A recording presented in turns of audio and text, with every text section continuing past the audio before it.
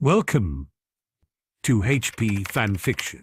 Support me by subscribing the channel. Also, like and share the video to keep me motivated to make more videos like these. Wormtail, the breezy, malevolent voice loudly hissed. Yes, master, asked the simpering Pettigrew. How goes the hunt for Barty Jr.? asked Baby Riddle. I've sent owls, master, replied Pettigrew. I expect to hear from him soon. Good, sneered the deformed baby. He at least can help me do something about this place. The place was the old Riddle Manor. Pettigrew finally managed to get himself, Baby Riddle and the snake, Nagini, to the old manor only a few days earlier. The plan was to go and get Crouch the Younger from Crouch Manor. However, when Pettigrew went in to find him, he was already gone. According to Crouch the Elder, who Pettigrew had managed to ambush and place the Imperious Curse upon, he'd escaped during the Quidditch World Cup only the evening earlier. A quick memory charm later, and Pettigrew was gone with Crouch the Elder none the wiser. Get me my potion, sneered Baby Riddle. This body requires sustenance. Yes, master, said Pettigrew. He quickly went into the small potions laboratory he had created to get the snake venom potion he was continually brewing for his master, and breathed a sigh of relief. His days as a marauder developing pranking potions were standing him in good stead. At least it meant he could get out of that room and not see the sight of that bloody big snake slowly digesting the old Muggle man, the man who had come upon them a few nights ago in this very manner. For someone who often ate rubbish while on the run from the auras, just to survive, Pettigrew did not have the stomach for that sort of thing. He knew that one wrong move on his part in carrying out the tasks assigned to him from his master, he would be a future meal for the snake. The last week before the Express, the Greengrasses and Grangers went together to Diagon Alley. As with second year compared to first year, fourth year used many of the same books as third year. So there was only a need to pick up the standard book of spells grade 4 by the same author as all their previous transfiguration texts, Miranda Goshaw. Harry wondered what book they were supposed to pick up for defense, but the equipment list said the book would be provided by the new professor. However, Harry needed to buy a set of formal robes for a possible Yule Ball at Hogwarts, and a new set of school robes. As well as having a growth spurt over the past 6 months, he'd also begun to fill out across the shoulders and chest. The group had continued to exercise, with Wendell having organized home gyms for them all. The ones he organized were called universal gyms, that were kept in a compact steel powder-coated frame. Harry loved his, plus the extra weights he'd purchased in free weights. He liked how it made his biceps beef up. He knew Daphne liked what it was doing to his body, and he was quite proud of that, as she'd walked into his room once while he was bared to the waist. She took one look at him, blushed, and fled the room. She never said a word. That Harry spent the next 5 minutes before the large mirror in the room flexing his muscles was between him and the mirror, and unlike some, the mirror wasn't that much of a chatterbox. However, the extra bulk meant Harry needed a whole new set of school robes. So to Madame Malkin's as they went.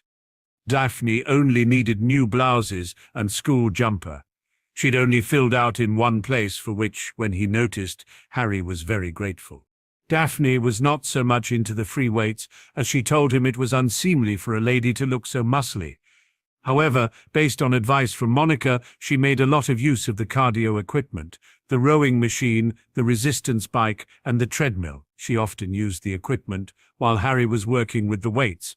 After leaving the store with their new uniforms, Isabel asked, "Where to next?" "How about we start at the bottom of the alley and work our way back up," suggested Monica. He was sitting at a back booth in the Warlock's Curse, a tavern in the depths of Knockturn Alley. He appeared to be a nondescript man, one who did not stand out from the crowd. He was neither tall nor short, fat nor skinny, average. He had been sitting in the tavern for almost an hour. As the time was approaching the hour mark, he knew he would soon have to leave. The potion he'd self-administered to himself would fail at the 1 hour mark.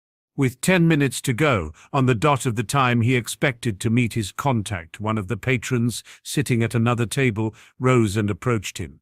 Just before he rose, the man donned a certain lapel pin. It was a skull and bones. He approached the table of the first man, who was also wearing the same pin, and sat down opposite. "That's an interesting pin you're wearing," the first man said. "As is yours," replied the other, speaking his part of the code phrase. "I've been watching you."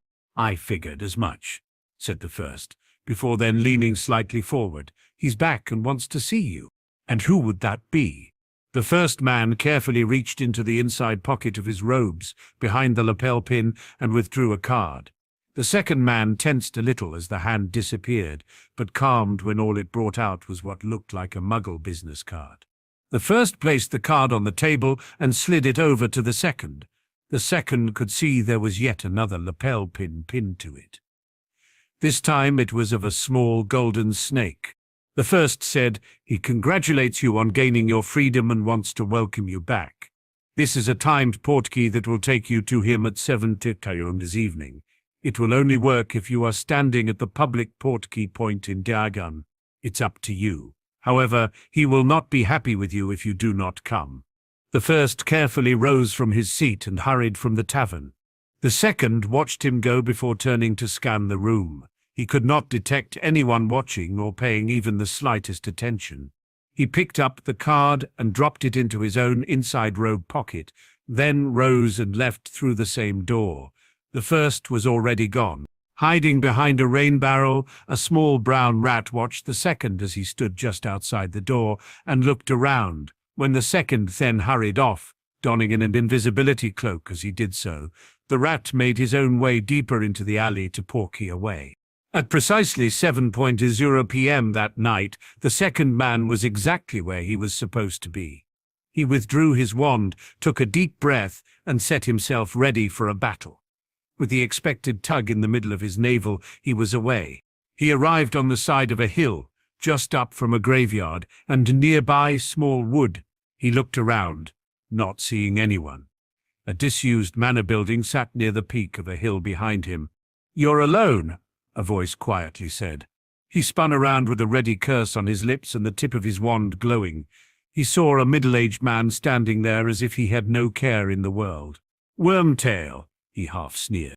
"Hello, Barty," replied Pettigrew. "Now put your wand away and come with me. You know the master does not appreciate anyone having their wand in their hand in his presence." And Pettigrew simply turned away and walked up the hill. Bartemius Barty Crouch Jr. followed him. Pettigrew led him into the entry of the manor and up a flight of stairs. At the top, Pettigrew turned to him and said, "Wait here until you're called." Not waiting for a response, he turned and walked through a door. A few moments later, Pettigrew was back. "The master will see you now. Leave your wand in your pocket, or you forfeit your life." And he gestured for Crouch to precede him inside. Crouch walked in and saw a single wing-backed armchair set before the fire and off to one side. The high-pitched whisper-like voice he remembered of his master called, "Come in, Barty, and kneel before me." Crouch quickly moved around to kneel a few feet shy of the chair with his head bowed. "Thank you, master, for calling me. I have awaited this summons for many years." The high-pitched voice cruelly laughed and said, "One of my rare faithful followers you are, Barty. Now, lift your eyes and see what has become of me." Crouch looked up. As his eyes lifted, he was surprised not to see a pair of feet on the floor before the chair, but it was only for a moment. He lifted his head further and was shocked at the sight of the deformed baby-like thing before him. However, there was no doubt this was his master. The eyes spoke true. "Master!" Crouch spoke in a horrified voice. "What has become of you?" Baby Riddle cruelly laughed again and said, "This is the first stage of my resurrection from the wraith-like form I inhabited for many long years. Between you and Wormtail I shall once more gain my former form." Crouch bowed his head and said, "I am your servant, master. Whatever I can do you have only to ask." "Of course, young Barty," sneered Baby Riddle, "and I have a most important mission for you to achieve. It will also take you almost 9 months to complete." "I am honored you would task me with such a role," replied Crouch. "When may I begin?"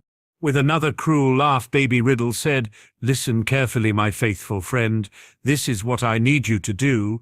He spoke long into the night. As with all things, summer ended, and the 1st of September was once more upon them. This year was their 4th year. For Astoria, it was her second, and for Luna, her third. This year, the 1st of September fell on a Sunday, so the Grangers came along to make a bit of a day of it. They spent the first part of the morning at the estate before they had to leave. They flirted from Greengrass Estate to the old Midland Grand Hotel and walked over to King's Cross Station. Walking through the barrier onto platform 9 Hufflepuff, the teens headed for the back of the train, but were also keeping an eye out for their friends in amongst the crowds. Eventually they found them, as expected, near the rearmost carriage. Neville, Susan, Hannah, and Luna were already there. That meant they were just awaiting Tracy. She arrived less than 5 minutes later.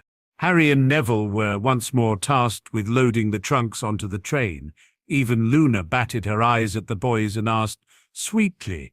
Harry just rolled his eyes and sighed before grabbing it, levitating it, and taking it on board to store in the overhead space.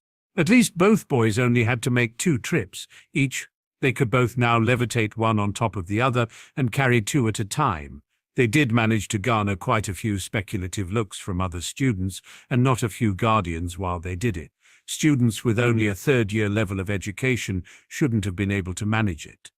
However, the fact Harry and Neville had killed in combat a 1,000-year-old, 30-plus-foot-long basilisk had most people thinking they both were just that powerful. After the second 4 trunks were stowed, Harry waited for Neville in the passageway and was about to cast the door-sealing charm on the door when Neville beat him to it.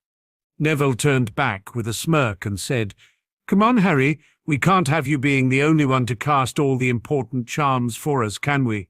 Harry grinned and shrugged back before heading back off the train to say their goodbyes. After it had been a few minutes after the 5-minute warning whistle was sounded, the 8 trooped back on board and into their compartment. This time, Harry had a new sign, which he showed Luna. "Try knocking." The 8. On the trip back to Hogwarts, they actually did get a knock on the door. Harry was expecting it might have been the twins. Instead, it was Astoria. "Harry," she asked sweetly, "can you come and meet some friends of mine? They were too nervous to approach you last year and want to meet you." "What?" said Harry, from where he sat near the window. "I'm like a prize-winning pig or something, am I?" But the way he said it, Astoria could tell he was just having fun with her. But she then got him right back when she replied, "No, Harry, more like prize-winning beefcake contracted to the House Greengrass for stud services." Harry just stared at the smirking little 12-year-old in shock, his jaw hanging open, gobsmacked. "Tory!" exclaimed Daphne, near scandalized. Astoria just stood there with a self-satisfied smirk on her face, knowing she'd won that round. The rest hesitated with their own levels of surprise for a few moments, before they all, including Luna, burst into laughter. "Well, my most favorite future sister-in-law," said Harry, chuckling. "If I'm to be paraded about like stud on display, then I insist I properly escort you while I do so." He then stepped out the door where she took his elbow. Turning to look back in, he said, "Lock the door. I'll knock when I get back," then allowed himself to be led away while making moo sounds. After a relatively quiet 3rd year, if you don't count the Dementors, Harry was looking forward to a quiet 4th year. At least, he had his fingers crossed. It would be. However, if the weather was a harbinger of the year to come, it was going to be a shocker. As the astral-drawn carriages made their way through the main gates and up the road to the main doors of the castle, they had to move through almost gale-force winds and lightning flashing through the skies. "My word," said Daphne from where she was snuggled in tight to Harry. "I'd hate to be a first-year crossing the lake in this." "Let's hope they're not that stupid as to put the firsties in the boats in this sort of weather," said Tracy. "Plus, they're going to be thoroughly soaked by the time they reach the castle." "We would be too, if it wasn't for the water-repelling charms we used before we alighted from the train," said Hermione from where she had Crookshanks bundled in her lap. "You're assuming the staff at Hogwarts for the most part aren't stupid," said Harry. "I bet they still cross that way." "No bet," smiled Neville.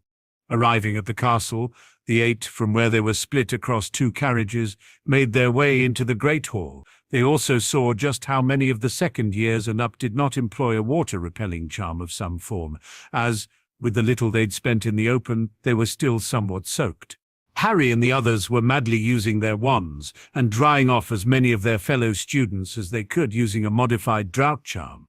Least, those students who weren't ahead of them. They were only interrupted in what they were doing when the castle poltergeist Peeves thought to add his own mayhem by dropping water balloons onto the heads of students passing underneath. "Peeves!" yelled an angry voice. "Peeves, come down here at once!" Professor McGonagall had come dashing out of the Great Hall. She skidded on the wet floor and grabbed Hermione around the neck to stop herself from falling. "Ouch! Sorry, Miss Granger." "That's all right, Professor," Hermione gasped, massaging her throat. "Peeves, get down here now," barked Professor McGonagall, straightening her pointed hat and glaring upward through her square-rimmed spectacles. "Not doing nothing," cackled Peeves, lobbing a water bomb at several fifth-year girls, who screamed and dived into the Great Hall. "Already wet, aren't they? Little squirts." "Wee!" And he aimed another bomb at a group of second-years who had just arrived. "I shall call the headmaster," shouted Professor McGonagall. "I'm warning you, Peeves." Peeves stuck out his tongue, threw the last of his water bombs into the air, and zoomed off up the marble staircase, cackling insanely. Harry and the others continued drying off students. From where she was now standing off to one side, Professor McGonagall watched them with interest. When the majority of the students had cleared, she looked to them and said, 10 points each, Mr. Potter, Mr. Longbottom, Miss Granger, Miss Greengrass, Miss Davis, Miss Bones and Miss Abbott, for a most excellent application of the drought charm. That was very nice. Now I wonder if you wouldn't mind doing that again once the new first years arrive." Luna did not know the charm, but was still wary of drawing in magic to power her spells. She seemed to be concerned it would also attract unwanted attention from Nargles. So she had already gone inside to save a seat for Harry. Neville smiled and said, "Sure thing, Professor. That is, if the others don't mind." Everyone else shook their heads. When the new crop arrived, the professor drew them into the entrance hall, and the 7 dried them before they were then sent into the antechamber. One small boy, who looked a little familiar to Harry, was wearing Hagrid's huge moleskin coat. The boy looked like he was swimming in it. Harry had him remove it so Susan could dry him while Harry dried the coat. "You're Harry Potter, aren't you?" the little boy asked, looking up at him with a little awe. Harry smiled back and said, "Yes, I am," and quickly bundled the coat up before he said, "I'll return this to Hagrid for you. There's no need for you to carry it with you now." The boy just nodded back. Once all the firsties were dried and sent into the antechamber, the 7 headed inside to their respective house tables. Harry carried the great coat and dropped it onto Hagrid's big chair at the staff table before moving to his own. Once seated, Harry looked up at the staff table. There seemed to be rather more empty seats there than usual. Hagrid, of course, was outside sorting out the carriages. Professor McGonagall was presumably supervising the drying of the entrance hall floor and giving her little monologue to the new firsties. But there was another empty chair too, and Harry couldn't think who else was missing. "Where's the new defense against the dark arts teacher?" asked one of his dorm mates, who was also looking up at the professors. "Maybe they couldn't get anyone," replied another. Harry just ignored it. However, it was now clear who was missing. When Professor McGonagall led in the new firsties, Harry saw the boy near the back who had been wearing Hagrid's great moleskin coat. As they passed the Gryffindor table, Harry saw young Colin Creevey wave at the boy, who waved back. "Ah," he thought, "probably another Creevey." After the sorting, with its usual crop of firsties finding their way to the various tables, and the boy who proved to be a Dennis Creevey was sorted into Gryffindor, Harry was comfortably enjoying his meal and chatting with Luna. After the main course was removed, desserts took their place. "Pudding," exclaimed Luna, happily picking up her bowl, spooning a huge helping into it. Harry smiled at her before reaching out for a couple of slices of treacle tart. He was always amused with how much dear Luna loved her pudding, and her sulking when none was served. He suspected she'd eat nothing but pudding if she knew it was going to be served at every meal. Once the desserts were cleared away and the plates once more were sparking clean, the headmaster stood and gave his little warnings about banned items, the Forbidden Forest, and Hogsmeade visits. He then hesitated for a few moments before he said, It is also my painful duty to inform you that the Inter-House Quidditch Cup will not take place this year." "What?" Harry gasped. He looked around at the rest of the Ravenclaw Quidditch team. They were mouthing soundlessly at Dumbledore, apparently too appalled to speak. Simon Martin was banging his head onto his empty plate on the table. Dumbledore went on. "This is due to an event that will be starting in October and continuing throughout the school year, taking up much of the teachers' time and energy. But I am sure you will all enjoy it immensely. I have great pleasure in announcing that this year at Hogwarts—" He was interrupted at that moment when there was a deafening rumble of thunder and the doors of the great hall banged open.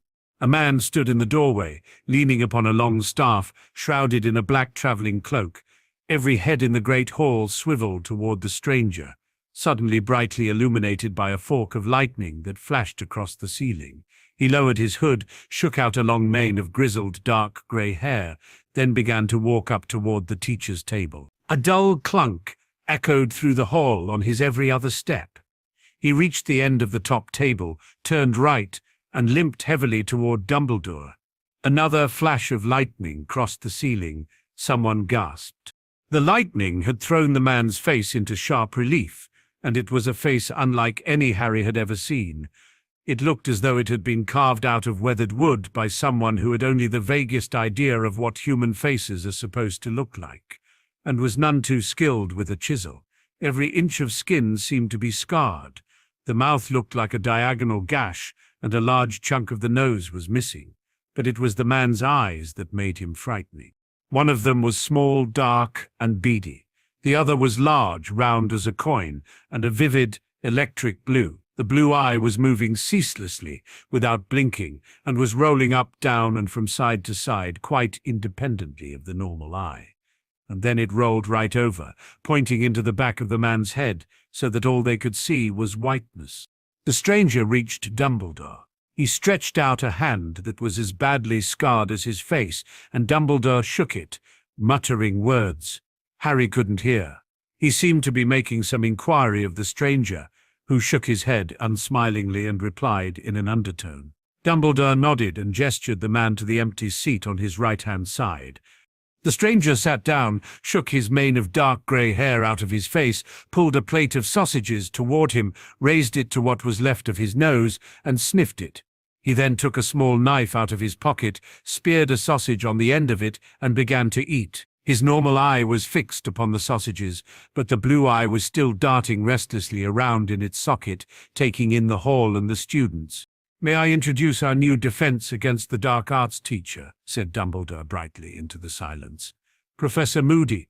It was usual for new staff members to be greeted with applause, but none of the staff or students clapped except Dumbledore and Hagrid, who both put their hands together and applauded, but the sound echoed dismally into the silence, and they stopped fairly quickly. Everyone else seemed too transfixed by Moody's bizarre appearance to do more than stare at him. "What happened to him?" Mandy Brocklehurst asked. "What happened to his face?" "Dunno," Terry Boot whispered back, watching Moody with fascination. Moody seemed totally indifferent to his less-than-warm welcome. Ignoring the jug of pumpkin juice in front of him, he reached again into his traveling cloak, pulled out a hip flask, and took a long draught from it. As he lifted his arm to drink, his cloak was pulled a few inches from the ground, and Harry saw, below the table, several inches of carved wooden leg, ending in a clawed foot. Dumbledore cleared his throat. "As I was saying," he said, smiling at the sea of students before him, all of whom were still gazing transfixed at Mad-Eye Moody, "we are to have the honor of hosting a very exciting event over the coming months, an event that has not been held for over a century. It is my very great pleasure to inform you that the Triwizard Tournament will be taking place at Hogwarts this year." "You're joking," said Fred Weasley loudly. The tension that had filled the Great Hall ever since Moody's arrival suddenly broke. Nearly everyone laughed, and Dumbledore chuckled appreciatively. "I am not joking, Mr. Weasley," he said. "Though now that you mention it, I did hear an excellent one over the summer about a troll, a hag, and a leprechaun who all go into a bar." Professor McGonagall cleared her throat loudly. But maybe this is not the time." "No," said Dumbledore. "Where was I? Ah, yes, the Triwizard Tournament. Well, some of you will not know what this tournament involves, so I hope those who do know will forgive me for giving a short explanation and allow their attention to wander freely. The Triwizard Tournament was first established some 700 years ago as a friendly competition between the three largest European schools of wizardry, Hogwarts, Beauxbaton, and Durmstrang. A champion was selected to represent each school, and the three champions competed in 3 magical tasks. The schools took it in turns to host the tournament once every 5 years, and it was generally agreed to be a most excellent way of establishing ties between young witches and wizards of different nationalities, until, that is, the death toll mounted so high that the tournament was discontinued. Many of the students were whispering excitedly to one another, and Harry himself was far more interested in hearing about the tournament than in worrying about deaths that had happened hundreds of years ago. There have been several attempts over the centuries to reinstate the tournament. Dumbledore continued, none of which has been very successful. However, our own departments of international magical cooperation and magical games and sports have decided the time is ripe for another attempt. We have worked hard over the summer to ensure that this time no champion will find himself or herself in mortal danger. The heads of Beauxbatons and Durmstrang will be arriving with their shortlisted contenders in October, and the selection of the 3 champions will take place at Halloween. An impartial judge will decide which students are most worthy to compete for the Triwizard Cup, the glory of their school, and 1,000 galleons personal prize money. At every house table, Harry could see people either gazing raptly at Dumbledore or else whispering fervently to their neighbors. Harry had a bad feeling stemming from this, but then Dumbledore spoke again, and the Great Hall quieted once more. Eager, though, I know all of you will be to bring the Triwizard Cup to Hogwarts, he said. The heads of the participating schools, along with the Ministry of Magic, have agreed to impose an age restriction on contenders this year. Only students who are of age, that is to say 17 years or older, will be allowed to put forward their names for consideration. This, Dumbledore raised his voice slightly, for several people had made noises of outrage at these words, is a measure we feel is necessary, given that the tournament tasks will still be difficult and dangerous, whatever precautions we take, and it is highly unlikely that students below 6th and 7th year will be able to cope with them. I will personally be ensuring that no underage student hoodwinks our impartial judge into making them Hogwarts champion.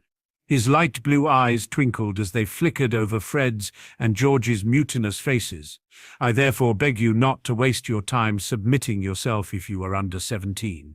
The delegations from Beauxbaton and Durmstrang will be arriving in October and remaining with us for the greater part of this year. I know that you will all extend every courtesy to our foreign guests while they are with us, and will give your wholehearted support to the Hogwarts champion when he or she is selected. And now it is late, and I know how important it is to you all to be alert and rested as you enter your lessons tomorrow morning. Bedtime. Chop chop.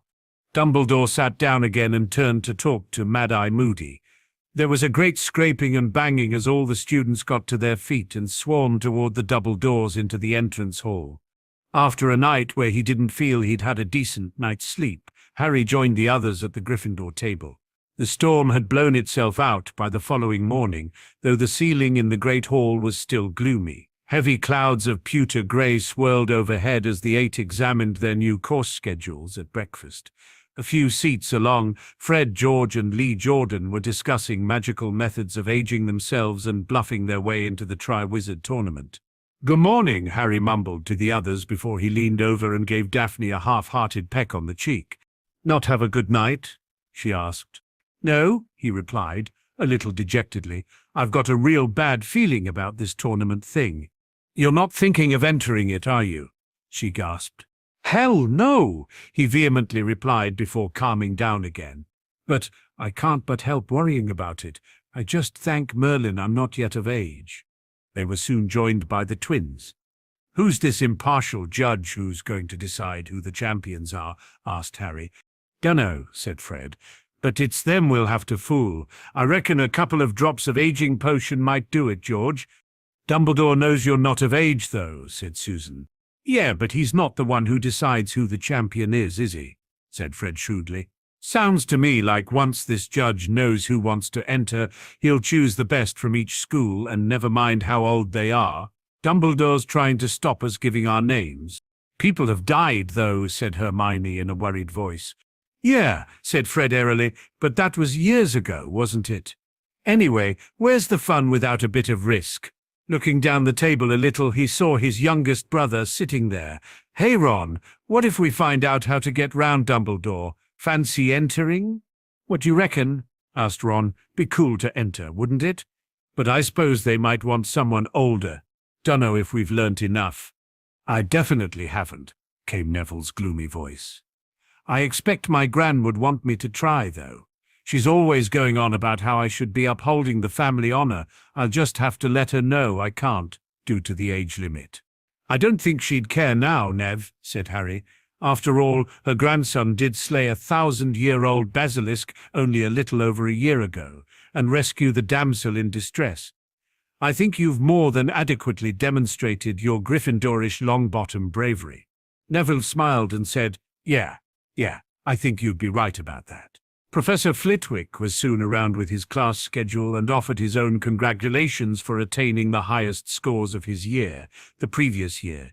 Harry gave a smile and his thanks before looking down at the schedule. Huh, he said. I seem to have quite a few class periods with the Puffs this year. It's supposed to be even, said Hermione.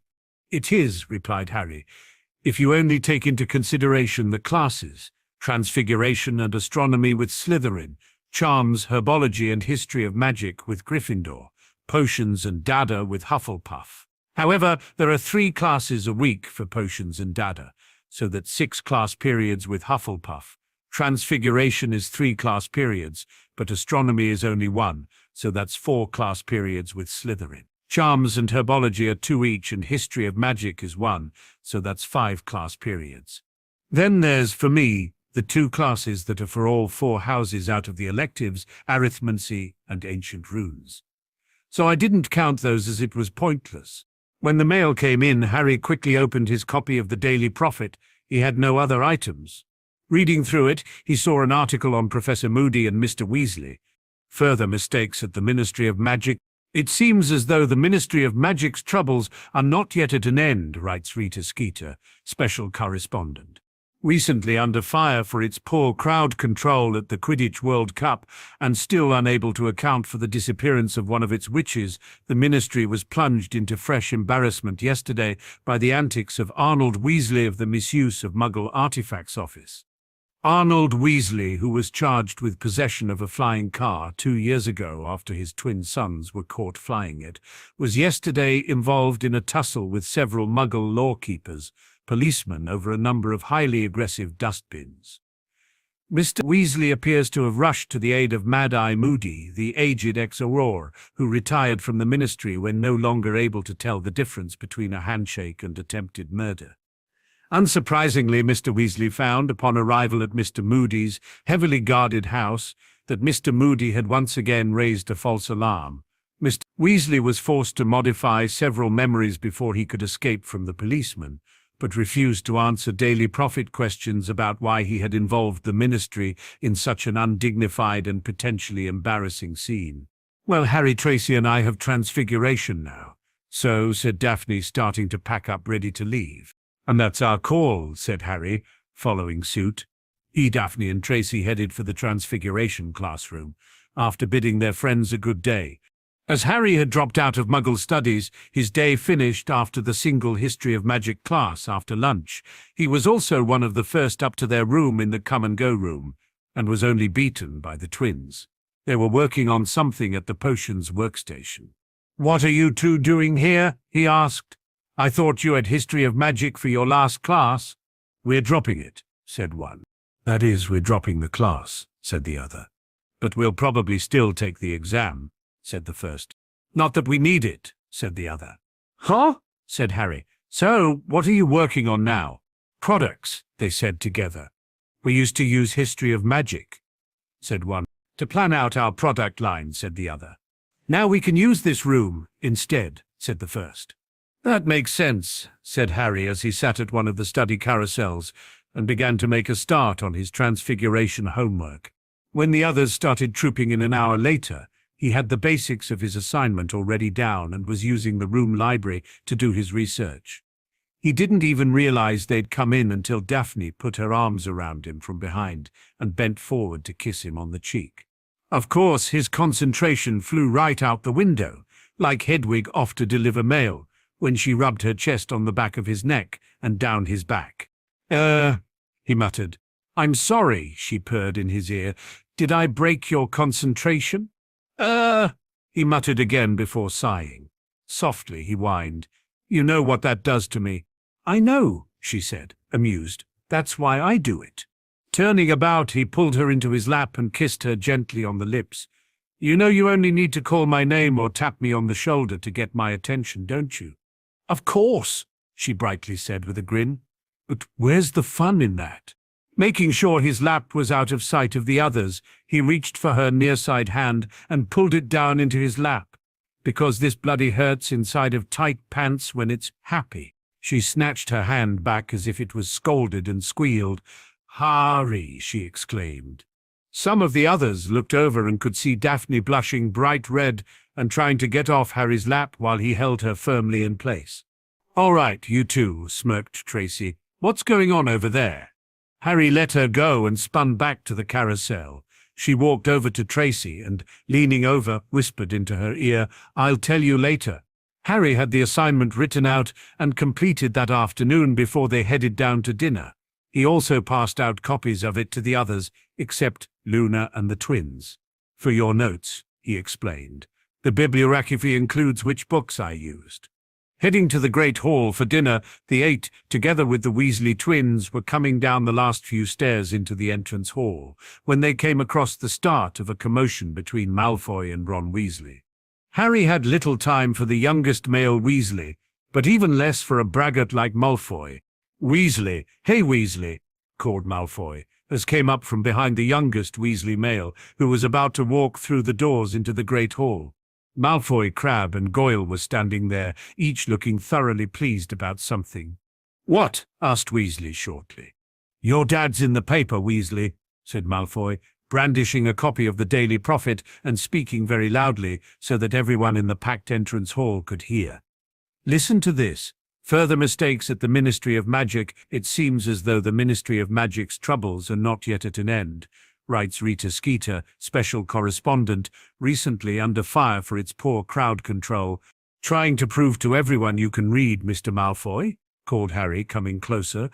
Spinning around to Harry, Malfoy sneered, Stay out of this, Potter.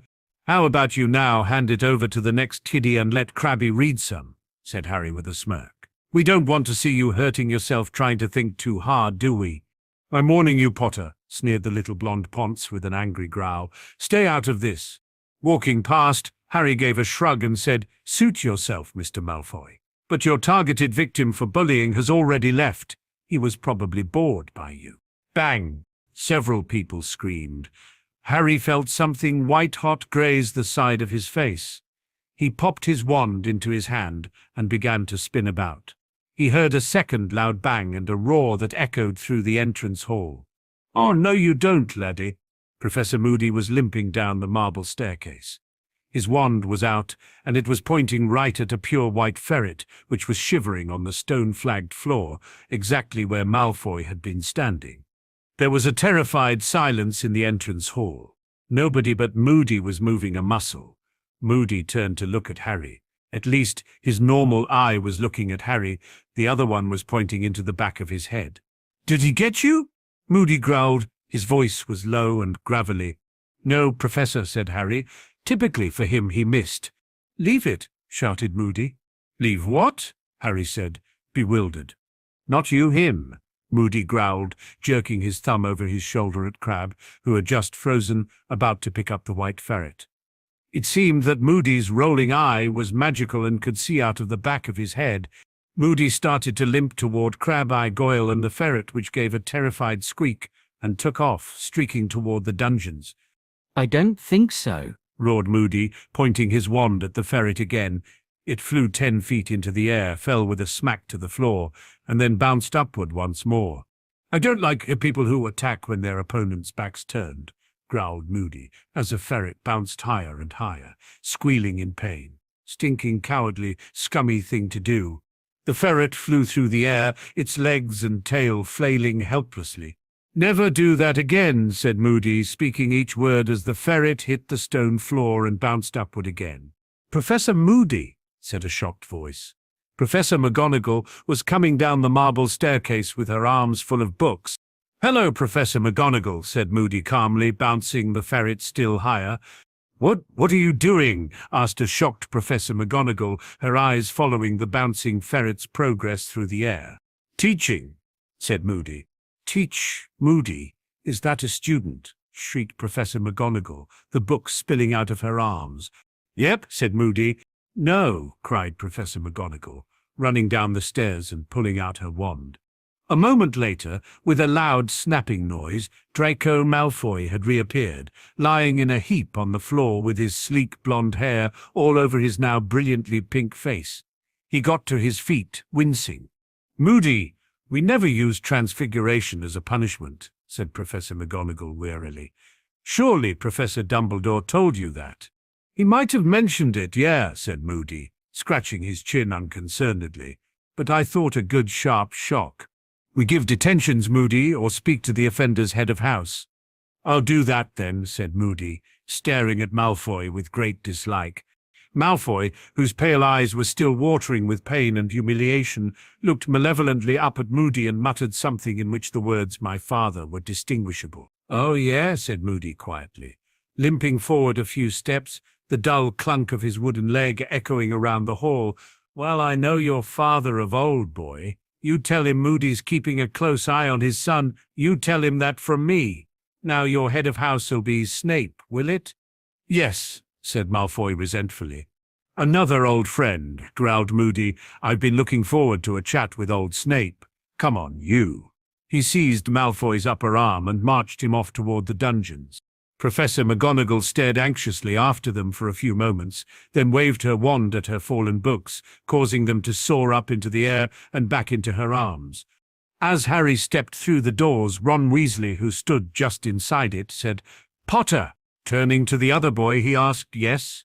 Weasley, the youngest, blushed and turned his eyes away before he said, "I just wanted to say thank you." "I don't like bullies of any persuasion, Mr. Weasley," he replied. "If I see it, I'll deal with it. That includes if it's someone bullying you. I don't like bullies or liars." "Yeah," the other boy said, looking back. "Still, thank you." "You're welcome," replied Harry, walking away. During dinner that night, Harry received a note from Dumbledore. He wanted to see him with his guardians the Friday evening 4 days hence. Harry showed the note to Daphne and said, "Well, it appears you can teach old dogs new tricks after all." Daphne smirked and asked, "Any inkling as to what he wants?" "No idea," shrugged Harry. "But it might well be something to do with this Tri-Wizard tournament nonsense. I'll be very happy to tell him I have no intention on taking part in it in any form other than as a spectator." After dinner, he took his betrothed aside for a private discussion. "I said that in there about the tournament just for our friends," he said. "I'm actually hoping he wants to finally come clean about the prophecy and the Horcruxes." "You think he might?" she asked, with one eyebrow cocked. He loved that expression on her face. "No," he sighed. "I'm just hoping he will. I think we need to talk to your dad and Neville's Uncle Algy about whether we force the issue with the old man. I'm concerned Dumbledore has information about the Horcruxes that we don't. After all, he's kept the whole thing about the prophecy to himself for going on 15 years now." "And you think he's figured out there's Horcruxes and the like involved?" she asked, curious. "If he hadn't before, he surely would have figured out what that blasted diary was 15 months ago," he replied.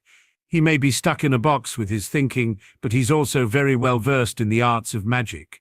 I'm sure he's figured it out by now." "Then we'd best join the others upstairs and get those letters written," said Daphne. The next day, in potions, Snape appeared to have reverted to his old ways with his sneering at Harry. However, by the end of the lesson, he had reverted back to watching Harry closely. Because there were 9 in each year grouped for Ravenclaw and Hufflepuff, Harry volunteered to be the one who shared with a puff. He was surprised when Justin Finch-Fletchley immediately volunteered and made his way over. "Justin," said Harry, amused when the boy sat down next to him. "Harry," replied the other boy, equally amused. "If you two are quite finished," sneered Snape, "perhaps we can get started on the lesson." When neither boy responded, Snape spun on his heel, waved his wand at the board, and caused the instructions for the first potion of the year to be displayed. Harry had learned long ago Snape only used a wizard notice me not charm to hide what he'd probably written by hand there earlier. Quickly, Harry prepared the equipment while Justin gathered the extra ingredients, bringing them back to their workstation. As they worked, Harry quietly told the other boy why he was doing things slightly out of order to the instructions, and how it saved time. He also said what order he'd do things if he was working on his own, and he showed Justin the reaction tables he was using that showed why Harry would do things a different way. And, while he was instructing, Harry watched Snape out of the corner of his eye as the potions master took careful notes. It really amused him, as Snape was avidly learning from Harry as much as he could. And when others were talking, Snape would berate them and deduct points for gossiping while he never said a word to him. Well before the end of the lesson, Harry and Justin had completed their potion and bottled it in correct quantities in small phials. As they finished, Justin looked around and was surprised when he saw how far ahead of the others they were. Without a word, he gathered up the unused ingredients and returned them to the ingredient store while Harry gathered up the equipment and took it to the cleaning area. He was quietly cleaning things when Justin came up alongside him and began drying the equipment. Once finished, they turned to Professor Snape, who was carefully looking in the files, holding them up to the light. As they waited, Justin grinned at Harry. Finally, Snape turned to both of them, nodded once and pointed at the door. They got the message, put their own equipment away, collected their bags and left.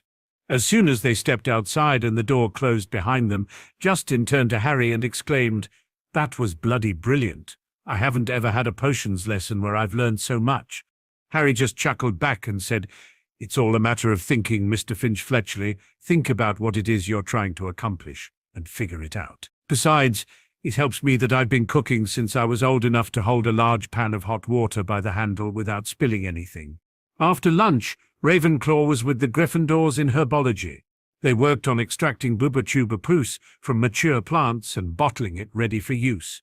Harry remembered back to first year when some wanker tried to send through a Bubotuber pass-based letter bomb to Daphne, so he was very careful of how he handled the substance.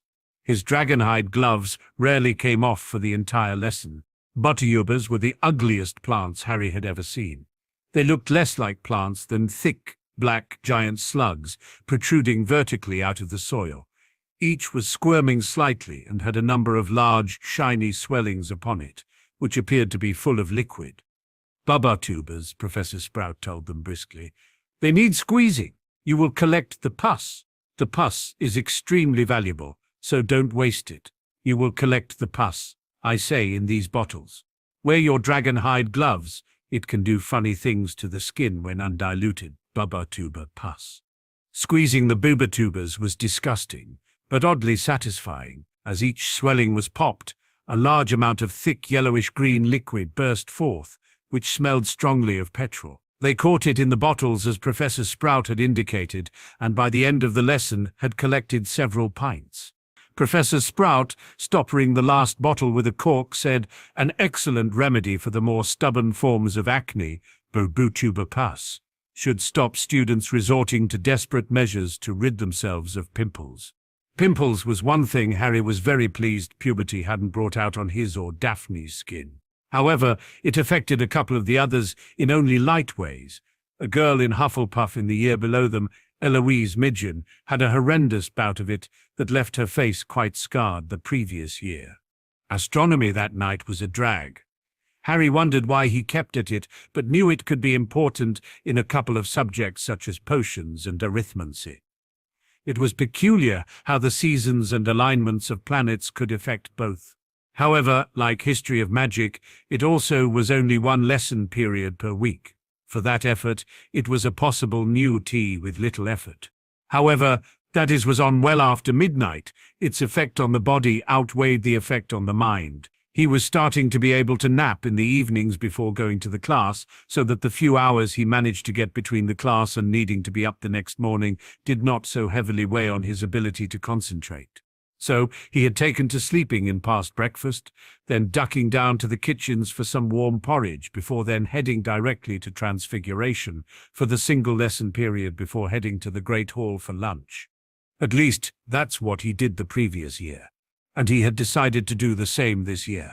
After lunch, he headed for the Dada classroom to see what the latest new Dada professor, Professor Moody, could teach them. He already missed Remus in the role. Harry all but practically stormed out of the classroom after the lesson. Of all the cockamy, stupid, brain-dead, idiotic, moronic things that hacked up, half-assed Git could have taught us, he decides to teach the unforgivables to students, ranted Harry to Susan and Hannah in the corridor outside and down a bit from the classroom. Said Hannah to Susan with a small grin. I think Harry's a little upset. Clearly he's only a little upset because things aren't flying off the walls at the moment, replied Susan, equally grinning.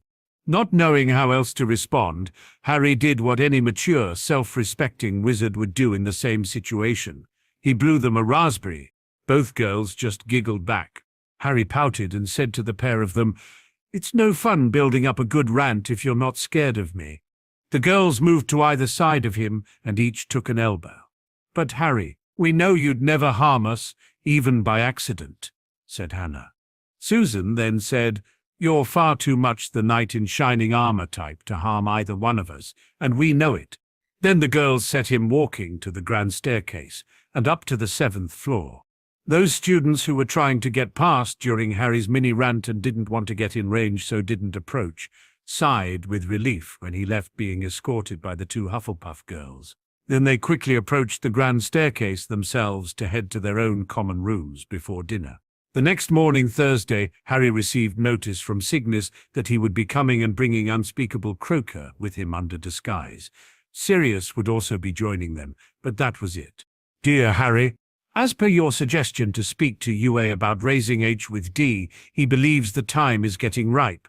However, he wants to hold off on our initiating the issue. Rather, he wants D to make the first overture. If D mentions P, then we go, else we hold off for now. Cygnus."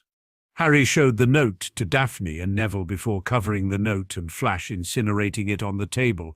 It would not do for others to ever be able to find it. A quick repair charm on the surface of the table and even the flash burn mark was gone. Hermione gave him a funny look, but Harry whispered back, "Please, don't ask. Family business." Though she frowned as if she felt put out, she nodded in recognition. Thursday was also a hard day. Academically for the group, Harry and most of the others all had arithmancy and ancient runes in 2 double periods straddling lunch, but it also allowed them to keep their minds of other matters. For Harry, who'd already well and truly memorized all the various arithmancy tables and rune sets, it was still hard work. Plus, he was providing the answers for a lot of the runes for the others in the same class. The next evening, Harry and Daphne waited in the Great Hall for their guests to arrive. The meeting was to take place immediately after the evening meal. They arrived just as the dessert dishes were cleared away. Cygnus, Sirius and Isabel, Croaker in disguise, entered and waited for a few minutes, talking to the 8 before Harry and Daphne and the 3 adults made their way to Dumbledore's office. As he approached the gargoyle, Harry said, "Chocolate frogs," and the gargoyle nimbly leapt aside. Once in the office, there were 4 chairs before the headmaster's desk, rather uncomfortable-looking ones too. Harry quickly banished one and transfigured the other 3 into 2 pairs of love seats and an armchair.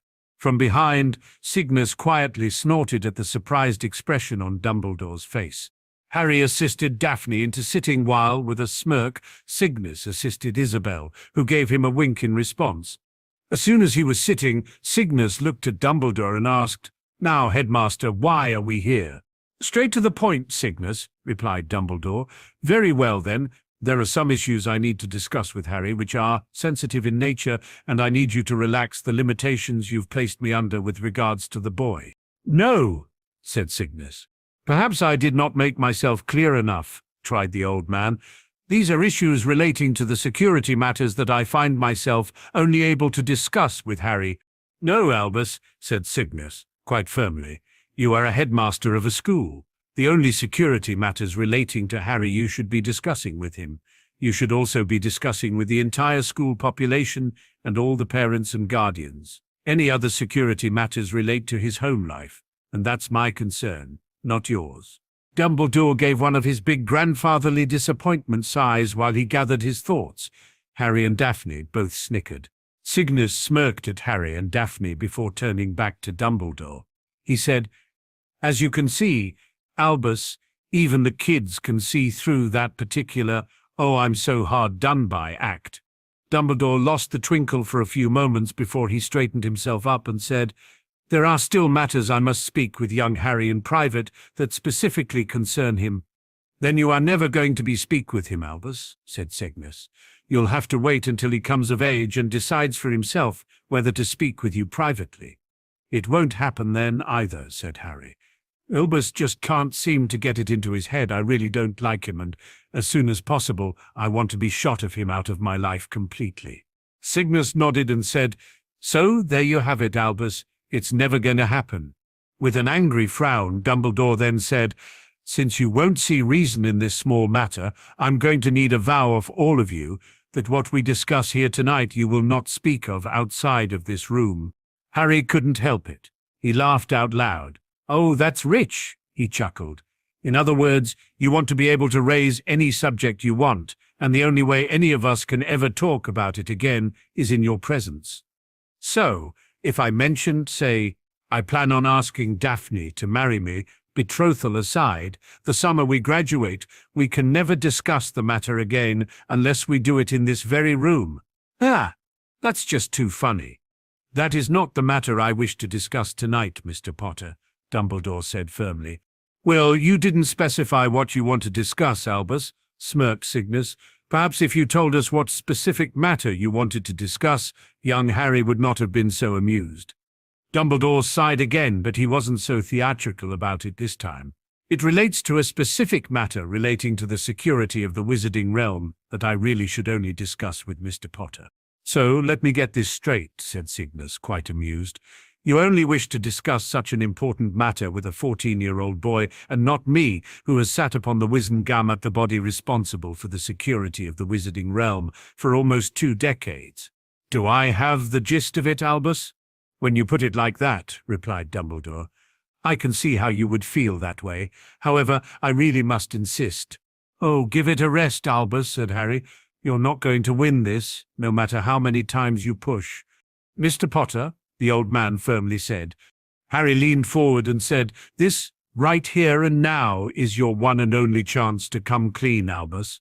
Come clean, or I walk out of here right now, pack my trunk and leave this school forever." Dumbledore locked eyes with Harry for a few long moments, but as he was wearing his charmed spectacles, he did not feel any attempt at passive legilimency.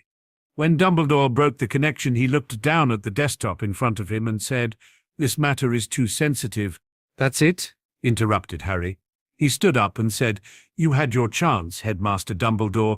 "Wait, please," said the old man, interrupting right back. When Harry stopped, he sat back and said, "There was a prophecy made many years ago. If information about it gets to the wrong ears, it can spell doom for the wizarding world. It's that matter I need to discuss with you, alone, Harry, as it pertains to you." Harry threw his hands in the air and exclaimed, "Finally!" and sat back down on the love seat he shared with Daphne. Cygnus and Isabel both chuckled. Daphne just smirked.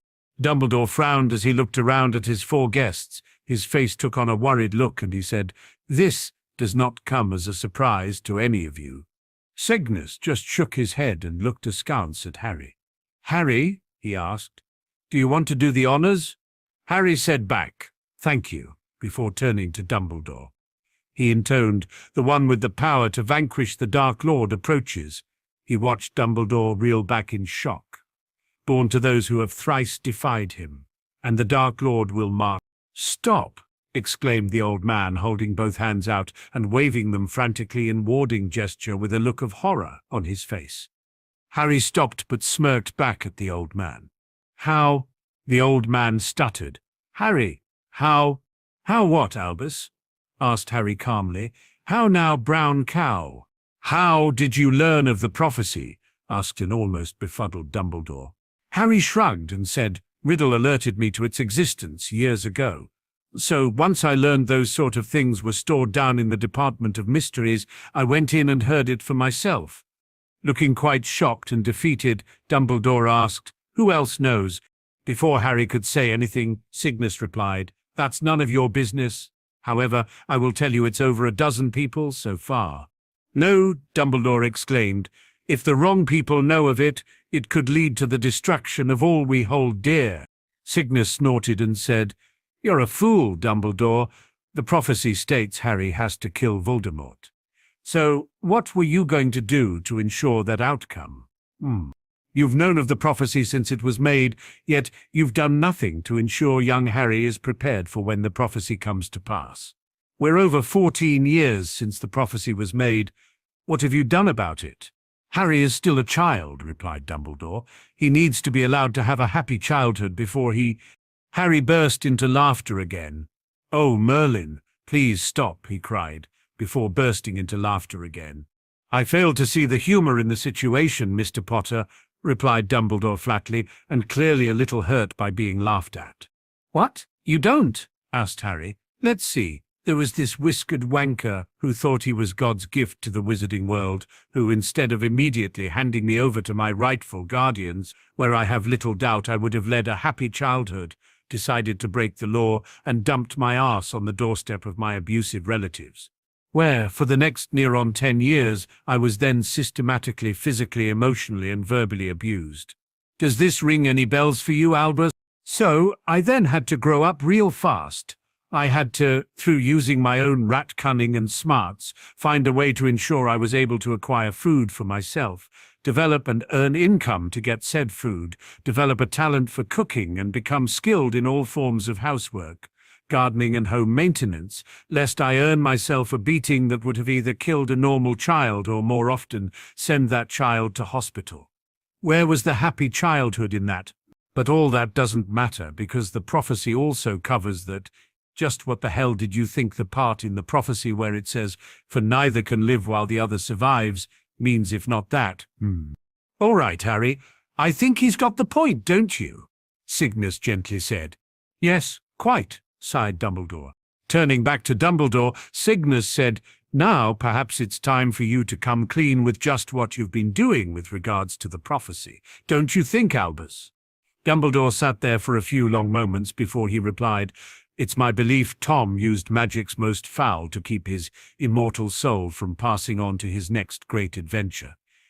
It's by using those magics he will find a way to return. What happened in the Great Hall on the night of the sorting in 1991 confirmed it for me. Then, again, in June 1993, when Harry and Neville faced him in the Chamber of Secrets. That diary was one of the objects he used to hold himself here. However, I have no idea just how many such objects he made. Harry, Daphne, and Cygnus sat there for a few moments to see if the old man would say any more. Then Cygnus turned to Isabel and asked, Heard enough? Yes, said Isabel. I think he's starting to come clean. I think it's time we did too. She then used her wand to dispel the very strong glamour she was wearing. In her place sat Algernon Croaker. Dumbledore recoiled back in shock. Algernon, he practically squeaked. Yes, Albus, Uncle Algy replied with a smirk, and you've got some more explaining to do. The meeting went quite long into the night. Dumbledore confessed to having spent his time since the battle with the basilisk, researching Horcruxes and what Riddle had used to make them. He explained about Riddle's penchant for collecting trophies of those he had bested when he was a small child. Algernon called Riddle a magpie, who was attracted to shiny things. When asked what he believed the Horcruxes to be, it took some strong and determined persuasion for Dumbledore to state he believed Riddle had sought out treasures belonging to the Founders to use them as the soul containers. He had developed a list of items that were known to have belonged to the Founders, but had seemingly been lost in time. He had spent as much time as he could interviewing people and searching for them. However, he was very reticent to hand the list over, as he claimed he'd not had time to investigate whether or not the items still existed. Algernon simply told Dumbledore to hand the list over under his own authority as head of the Department of Mysteries, as it was his department who were responsible for such matters, or face the consequences. Very reluctantly, Dumbledore did so. Once they got out of Dumbledore everything they thought they were going to get, Algernon went through the list and said, "We've already found the Gaunt family ring, and yes, it was a Horcrux. As you surmised, the diary was another, and Mr. Potter dealt with that. We also found Ravenclaw's diadem here in the castle, another Horcrux. And we also found Hufflepuff's cup in a vault in Gringotts, yet another Horcrux. That makes 4 found and dealt with." Dumbledore was absolutely gobsmacked. So much had already been done, and so many had already been found. Harry couldn't help but snicker at the old man's expression.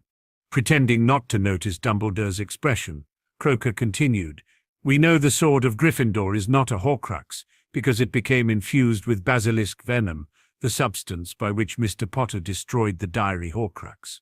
Slytherin's locket is a real possibility, as is his potion at Ham, Gryffindor's cape brooch and gauntlets, Ravenclaw's necklace and rings, and Hufflepuff's necklace and rings. We've searched the entire castle and know there are no other such objects here. The Gaunt family home only held the ring, so there's nothing there now. The Riddle family manor held nothing. The orphanage where he grew up was demolished in the late 1960s, while Riddle was still running around, so if there was anything there, he would have moved it somewhere else.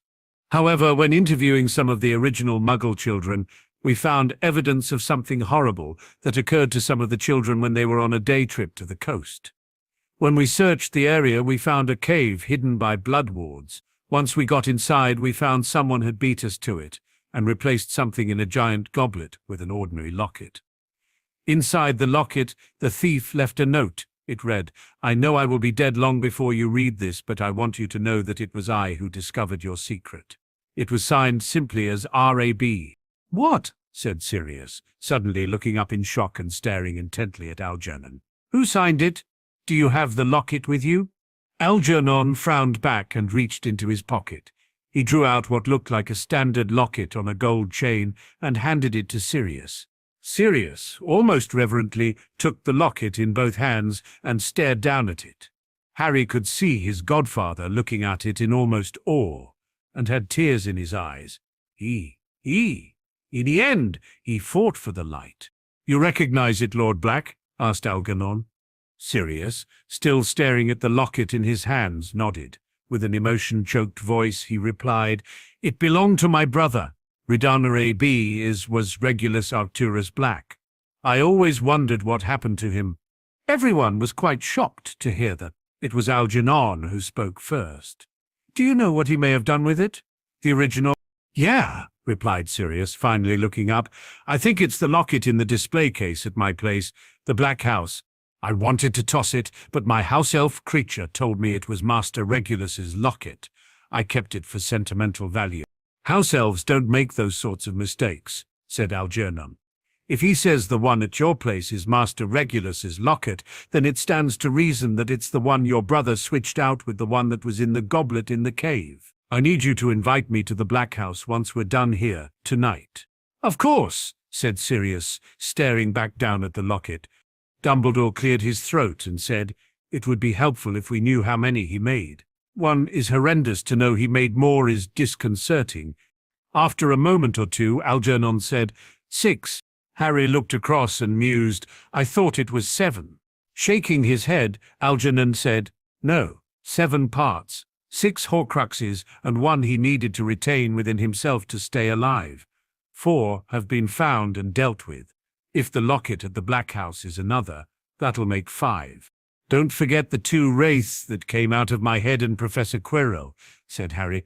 "That would make the 7. "Yes," mused Algernon. "I forgot to mention we believe Voldemort was looking to create his last Horcrux the night he attacked the Potters. That's why his soul split, and a part of it latched onto the wound in your forehead.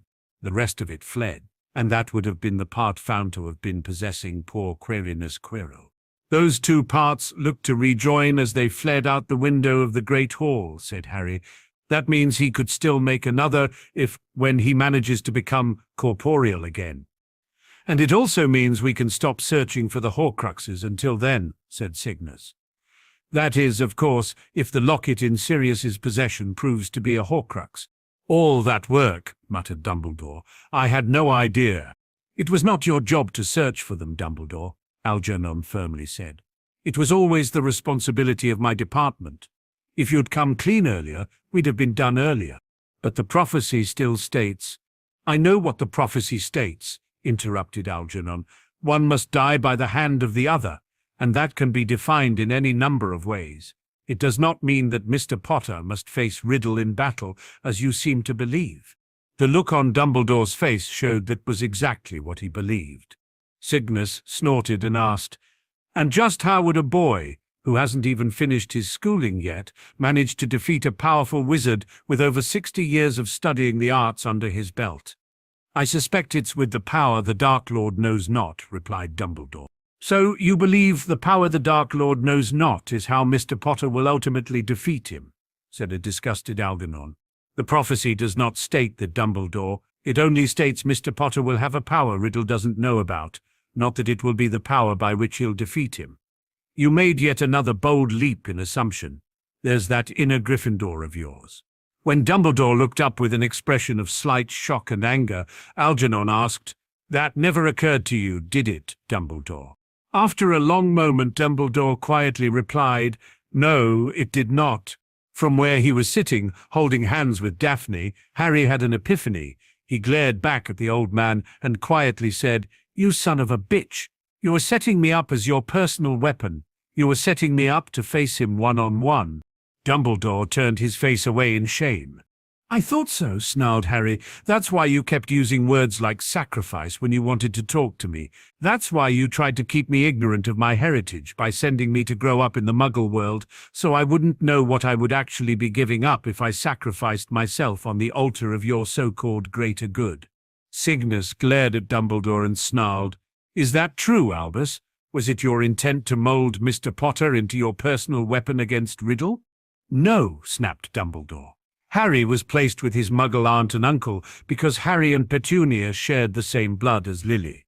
As long as Petunia accepted Harry into her home, and as long as Harry called Petunia's home as his own, he was protected there. Then he sighed and said, Protected from harm from the wizarding world, if not the Muggle world. I never thought his relatives would harm him. I still can't understand why they would, at least I couldn't until Harry's impassioned speech on their behalf in the Wizengamot. That's something else you were wrong about, Albus, said Harry. Petunia was not the only living blood relative of my mother. What? Asked Dumbledore, clearly surprised. You leapt to yet another incorrect assumption, Albus, Harry quietly replied. Petunia was not the only living relative of my mother. Just because the only one you knew about was Petunia did not mean she was the only one. My mother had biological aunts and uncles. That's aunts and uncles that shared the same blood. There's a whole Evans family out there. Hell, there's a second cousin named Mark Evans, who lived not far from me in Little Whinging, with his father, a second cousin once removed closer to our same blood relative, my maternal great-grandfather. Dumbledore sank into his chair and quietly said, I had no idea. I'm so sorry, Harry. Cygnus cleared his throat and said, Now, Albus, let's talk about those, oh so precious, blood wards. Are you aware the protection Lily imbued in Harry was irretrievably weakened when you transferred it from Harry to encompass the entire Dursley property? Dumbledore cringed again and quietly said, Not at the time, no. I did not learn of that until later. Are you aware that, if you had left it alone, Harry would still be protected by those blood wards? That it was you, and your further false assumptions, that has now left Harry bereft of those protections? I am now, Dumbledore quietly replied, but at the time I did what I thought was best. Harry snorted in anger and amusement. The evil that is in the world almost always comes of ignorance, and good intentions may do as much harm as malevolence if they lack understanding, he quoted. Albert Camus, a 20th-century French philosopher. Quite, sighed Dumbledore. You've made one hell of a lot of assumptions, Albus, said Cygnus, and most of them were wrong. Stop trying to manipulate things to suit your false beliefs. Stop trying to manipulate young Harry. Dumbledore just looked down at his desk and nodded. He then said, "There is one more important matter." Everyone waited for him to extrapolate on his claim. "Well," said Croaker, "enough of your theatrics, Dumbledore. Out with it." Dumbledore just glanced at Algernon before he quietly said, "Severus has shown me his dark mark is getting darker. It tells me Riddle is nearing the time of his return." No one moved except Daphne, who quietly drew in a deep breath in shock. "Do you still think Harry needs to enjoy his childhood?" asked Algernon. "It seems to me, based on that his time as a child is over." When they left a little while later, Sirius flew direct to the Black House and allowed Algernon in to collect the locket from the display case in the library. Cygnus flew directly back to Greengrass Estate after giving Daphne a kiss on her cheek and a hug for both teens. Harry walked Daphne down to the Slytherin common room before heading up to the Eagle's Nest. The weekend passed without incident. Both Harry and Daphne slept in on the Saturday due to the late night the night before. Hedwig delivered his mail during lunch but was a bit put out. He wasn't ready to accept it in the morning. For the rest of the weekend, the 8 slogged through their homework and trained using the dummies. Harry went all out in his physical and magical training with the dummies. No one but Daphne understood why, and neither teen told their surprised friends. On the Sunday, Harry received a note from Sirius, letting him know the locket proved to be the elusive final Horcrux. At lunch, he passed a note to the headmaster. The first time he'd ever done such a thing. "Oh dear, SP and AC," said L was H. "It's been dealt with. HP. Dumbledore read the note and nodded back at Harry, indicating he understood. He was pleased, and immediately burned the note. For the next few weeks, classes passed by with the 8 getting firmly back into the routine of school. In Dada, Moody attempted to place Harry under the Imperious Curse, and Harry learned he was significantly immune to it. It seemed to please the battle-scarred man. September passed into October, and Harry headed towards being maudlin again. On Monday, the 27th of October, they received notice the arrival of the students from Beauxbatons, and Durmstrang would be the evening before the Halloween feast, which would also be the official arrival welcoming feast of the other 2 schools. Harry would have to attend. After the students arrived, Beauxbatons by a huge flying Cinderella-like powder blue carriage, drawn by 6 huge winged horses, and Durmstrang by a huge masted ship that looked like it had recently been a shipwreck dredged off the bottom of the ocean. The student body trooped inside for dinner. After waiting for the Hogwarts students to take seat, the 8 sat at Hufflepuff, the Beauxbatons students sat at Ravenclaw, and the Durmstrangs sat at Slytherin. Harry could see the Durmstrangs quickly doff their heavy cloaks in the warmth of the great hall. However, the Beauxbatons seemed to be shivering in their powder blue silk, lightweight robes. Harry sighed and said to the others, "It looks like someone forgot to tell the Beauxbatons that Hogwarts was in Scotland, and that we're quickly heading towards winter here." He then turned to look at the Durmstrang contingent, and could see Malfoy and his minions were looking quite smug. When he scanned the faces of the Durmstrang students, he recognized the face of Victor Krum among them. Surprised, he turned back to the others and said, "I didn't know Victor Krum was still a student." Neville snorted and said, "Yeah, Ron Weasley looked like he was going to come in his pants when he spotted him."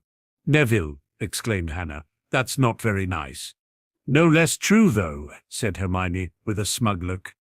"Hermione?" squealed the girls. Hannah mock-glared at her and said, "These boys of ours are corrupting you, Lady Hermione." Hermione had the decency to blush at the mild rebuke. Harry and Neville snickered until Daphne and Susan, who were sitting alongside them, whacked them both on the back of their heads with their bare hands. "Hey," they both said. "Behave, you two," said Tracy, with a slight smile. Up at the staff table, Filch, the caretaker, was adding chairs. He was wearing his mouldy old tailcoat in honor of the occasion. Harry was surprised to see that he added 4 chairs, 2 on either side of Dumbledore's. "But there are only 2 extra people," Harry said. "Why's Filch putting out 4 chairs? Who else is coming?" No one replied as the staff were now entering. They filled up to the top table, taking their seats. Last in line were Professor Dumbledore, Professor Karkaroff, and Madame Maxime. When their headmistress appeared, the pupils from Beauxbatons leapt to their feet. A few of the Hogwarts students laughed. The Beaudupin party appeared quite unembarrassed, however, and did not resume their seats until Madame Maxime had sat down on Dumbledore's left-hand side. Dumbledore, however, remained standing, and a silence fell over the great hall. "Good evening, ladies and gentlemen, ghosts and, most particularly, guests," said Dumbledore, beaming around at the foreign students. "I have great pleasure in welcoming you all to Hogwarts. I hope and trust your stay here will be both comfortable and enjoyable." One of the Beauxbatons girls, still clutching a muffler around her head, gave what was unmistakably a derisive laugh. "The tournament will be officially opened at the end of the feast," said Dumbledore. "I now invite you all to eat, drink, and make yourselves at home." He sat down, and Harry saw Karkaroff lean forward at once and engage him in conversation. The plates in front of them filled with food as usual. The house elves in the kitchen seemed to have pulled out all the stops. There was a greater variety of dishes in front of them than Harry had ever seen, including several that were definitely foreign. "What's that?" asked Neville, pointing at a large dish of some sort of shellfish stew that stood beside a large steak and kidney pudding. "Bouillabaisse," said Hermione. "Bless you," smiled Harry. "It's French," said Hermione. "I had it on holiday, summer before last. It's very nice." "I know," smiled Harry, helping himself to some, "that it's nice. Not that you enjoyed some summer before last." The Great Hall seemed somehow much more crowded than usual, even though there were barely 20 additional students there. Perhaps it was because their differently colored uniforms stood out so clearly against the black of the Hogwarts robes. Now that they had removed their furs, the Durmstrang students were revealed to be wearing robes of a deep blood red. Once the golden plates had been wiped clean, Dumbledore stood up again. A pleasant sort of tension seemed to fill the hall now. Harry wondered what was coming. "The moment has come," said Dumbledore, smiling around at the sea of upturned faces. "The Triwizard Tournament is about to start. I would like to say a few words of explanation before we bring in the casket." "The what?" asked Susan. No one replied. They were too focused on the headmaster's words. "Just to clarify the procedure that we will be following this year. But first, let me introduce, for those who do not know them, Mr. Bartemius Crouch, head of the Department of International Magical Cooperation." There was a smattering of polite applause. "And Mr. Ludo Bagman, head of the Department of Magical Games and Sports." There was a much louder round of applause for Bagman than for Crouch, perhaps because of his fame as a beater, or simply because he looked so much more likable. He acknowledged it with a jovial wave of his hand. Bartemius Crouch did not smile or wave when his name was announced. Remembering him in his neat suit at the Quidditch World Cup, Harry thought he looked strange in wizard's robes. His toothbrush moustache and severe parting looked very odd next to Dumbledore's long white hair and beard. Harry thought, "Hail Hitler." "Mr. Bagman and Mr. Crouch have worked tirelessly over the last few months on the arrangements for the Triwizard Tournament," Dumbledore continued, "and they will be joining me, Professor Karkaroff, and Madame Maxime on the panel that will judge the champions' efforts." At the mention of the word champions, the attentiveness of the listening students seemed to sharpen. Perhaps Dumbledore had noticed their sudden stillness, for he smiled as he said, "The casket, then, if you please, Mr. Filch." Filch, who had been lurking unnoticed in a far corner of the hall, now approached Dumbledore carrying a great wooden chest encrusted with jewels. It looked extremely old. A murmur of excited interest rose from the watching students. Dennis Creevey actually stood on his chair to see it properly, but being so tiny, his head hardly rose above anyone else's. "The instructions for the tasks the champions will face this year have already been examined by Mr. Crouch and Mr. Bagman," said Dumbledore, as Filch placed the chest carefully on the table before him, "and they have made the necessary arrangements for each challenge. There will be 3 tasks spaced throughout the school year, and they will test the champions in many different ways: their magical prowess, their daring, their powers of deduction, and of course their ability to cope with danger." At this last word, the hall was filled with a silence so absolute that nobody seemed to be breathing. "As you know, 3 champions compete in the tournament," Dumbledore went on calmly, "one from each of the participating schools.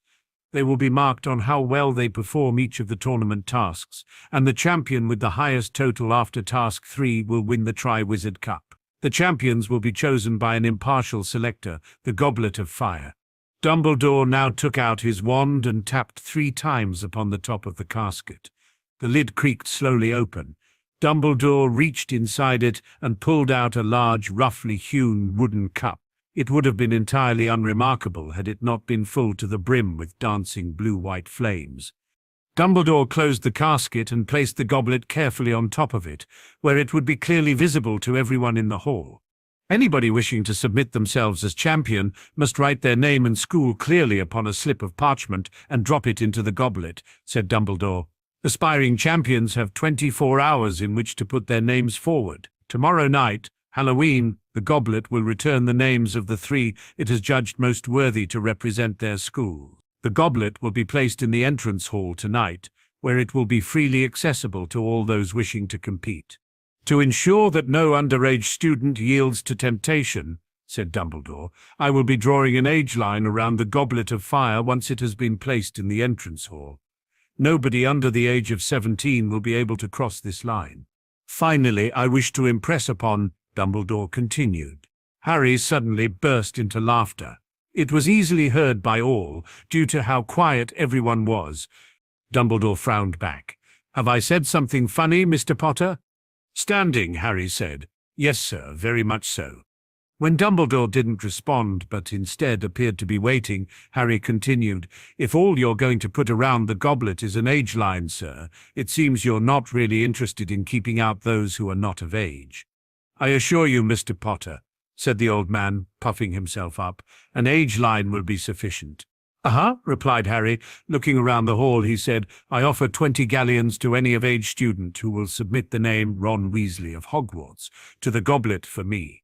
What? Squeaked young Mr. Weasley. Turning to the boy, Harry said loudly, Well, you've been telling everyone in range of your proud boasts you want to compete. I'm giving you the chance. I'll take that, said Marcus Flint, standing up and grinning at the Slytherin table. Stop, barked the headmaster angrily before Harry could accept the offer. I accept your point, Mr. Potter, he said more calmly. I shall place other protections around the goblet. Thank you, sir, said Harry. Could you also include in those other protections wards that would stop someone using a house elf, post owl, or other creature from dropping names in? You also might want to make sure someone can't just wad the parchment into a ball and lob it in, or make a paper aeroplane and simply allow it to glide in. Then, of course, someone could levitate the cup or the stand on which it's placed out of the warded area, enter the name and levitate it back, or 2 people working together with a piece of rope. Enough, bellowed Dumbledore, glaring back. They locked gazes for a few moments, with Harry smirking before the headmaster almost visibly wilted and sighed. I shall ensure that the goblet is well protected, Mr. Potter. That will be enough from you. Harry gave an almost mocking bow before he retook his seat. As I was saying, said the headmaster, back to the entire hall, I wish to impress upon you all that any of you wishing to compete need to understand that this tournament is not to be entered into lightly. Once a champion has been selected by the Goblet of Fire, he or she is obliged to see the tournament through to the end. The placing of your name in the goblet constitutes a binding magical contract. There can be no change of heart once you have become a champion. Please be very sure, therefore, that you are wholeheartedly prepared to play before you drop your name into the goblet. Now I think it is time for bed. Good night to you all. Harry and the group rose with the other students. I have a really bad feeling about this, said Harry to Daphne as they began to leave. You're not actually thinking, started Daphne. Hell no, stated Harry, a little loudly. I have absolutely no intention of taking part in the Tri-Wizard tournament. I do not have a death wish. They were level with the Slytherin table now, and Karkaroff had just bustled up to his students. Back to the ship, then, he was saying. Victor, how are you feeling? Did you eat enough? Should I send for some mulled wine from the kitchens? Harry saw Crumb shake his head as he pulled his furs back on. Professor, I would like some wine, said one of the other Durmstrang boys. Hopefully. I wasn't offering it to you, Polyakov, snapped Karkaroff, his warmly paternal air vanishing in an instant. I notice you have dribbled food all down the front of your robes again. Disgusting boy. Karkaroff turned and led his students toward the doors, reaching them at exactly the same moment as Harry and the 7. Harry stopped to let him walk through first. Thank you, said Karkaroff carelessly, glancing at him. And then he froze. He turned his head back to Harry and stared at him as though he couldn't believe his eyes. Behind their headmaster, the students from Durmstrang came to a halt, too. Karkaroff's eyes moved slowly up Harry's face and fixed upon where his scar should be. Harry smirked back. "It's not polite to stare, headmaster," he said. The Durmstrang students were staring curiously at Harry, too. The boy with food all down his front nudged the girl next to him and pointed openly at Harry. "Yeah, that's Harry Potter," said a growling voice from behind them. Professor Karkaroff spun around. Mad-Eye Moody was standing there, leaning heavily on his staff, his magical eye glaring unblinkingly at the Durmstrang headmaster. The colour drained from Karkaroff's face as Harry watched. A terrible look of mingled fury and fear came over him. "You!" he snarled, staring at Moody as though unsure he was really seeing him. "Me," said Moody grimly, "and unless you've got anything to say to Potter, Karkaroff, you might want to move. You're blocking the doorway." It was true. Half the students in the hall were now waiting behind them, looking over one another's shoulders to see what was causing the hold-up. Without another word, Professor Karkaroff swept his students away with him. Moody watched him until he was out of sight, his magical eye fixed upon his back, a look of intense dislike upon his mutilated face. As the next day was Saturday, most students would normally have broken their fast late. The group, however, were not alone in rising much earlier than they usually did on weekends. When they went down into the entrance hall, they saw about 20 people milling about it, some of them eating toast, all examining the goblet of fire. It had been placed in the center of the hall on the stool that normally bore the sorting hat. A thin golden line had been traced on the floor, forming a circle 10 feet around it in every direction. "Anyone put their name in yet?" Harry heard Ron Weasley ask a third-year girl eagerly. "All the Durmstrang lot," she replied, "but I haven't seen anyone from Hogwarts yet." Someone laughed behind Harry. Turning, he saw Fred, George, and Lee Jordan hurrying down the staircase, all three of them looking extremely excited. "Done it," Fred said in a triumphant whisper to Harry. "Just taken it." "Taken what?" said Ron. "The aging potion, dung brains," said Fred. "1 drop each," said George, rubbing his hands together with glee. "We only need to be a few months older." "We're going to split the 1,000 galleons between the three of us if one of us wins," said Lee, grinning broadly. "I'm not sure that's going to work, said Hermione warningly. "I'm sure Dumbledore will have thought of this, especially after what Harry said last night." Fred, George, and Lee ignored her. "Ready," Fred said to the other two, quivering with excitement. "Come on then, I'll go first." Harry watched, fascinated, as Fred pulled a slip of parchment out of his pocket, bearing the words "Fred Weasley, Hogwarts." Fred walked right up to the edge of the line and stood there, rocking on his toes like a diver preparing for a 50-foot drop. Then, with the eyes of every person in the entrance hall upon him, he took a great breath and stepped over the line. For a split second, Harry thought it had worked. George certainly thought so, for he let out a yell of triumph and leapt after Fred. But next moment there was a loud sizzling sound, and both twins were hurled out of the golden circle as though they had been hit by banishing charms. They landed painfully, 10 feet away on the cold stone floor.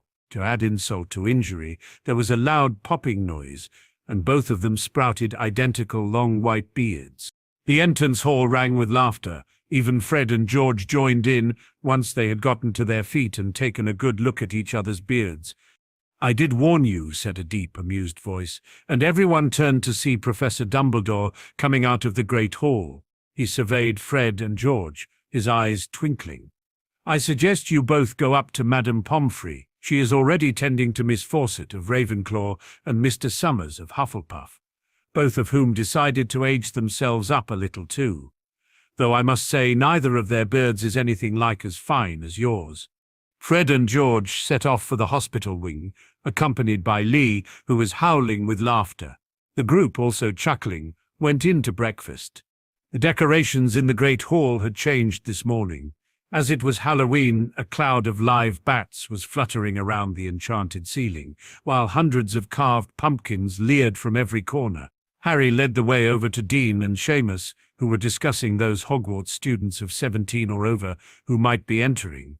While they were breaking their fasts at the Gryffindor table, the group talked amongst themselves. "Listen," said Hermione suddenly. People were cheering out in the entrance hall. They all swiveled around in their seats and saw Angelina Johnson coming into the hall, grinning in an embarrassed sort of way. Angelina came over to them, sat down and said, "Well, I've done it. Just put my name in." Later, the students from Beauxbaton were coming through the front doors from the grounds, among them the Vila girl. Those gathered around the goblet of fire stood back to let them pass, watching eagerly. Madame Maxime entered the hall behind her students and organized them into a line. One by one, the Beauxbaton students stepped across the age line and dropped their slips of parchment into the blue-white flames. As each name entered the fire, it turned briefly red and emitted sparks. When all the Beauxbaton students had submitted their names, Madame Maxime led them back out of the hall and out onto the grounds again. The Halloween feast seemed to take forever.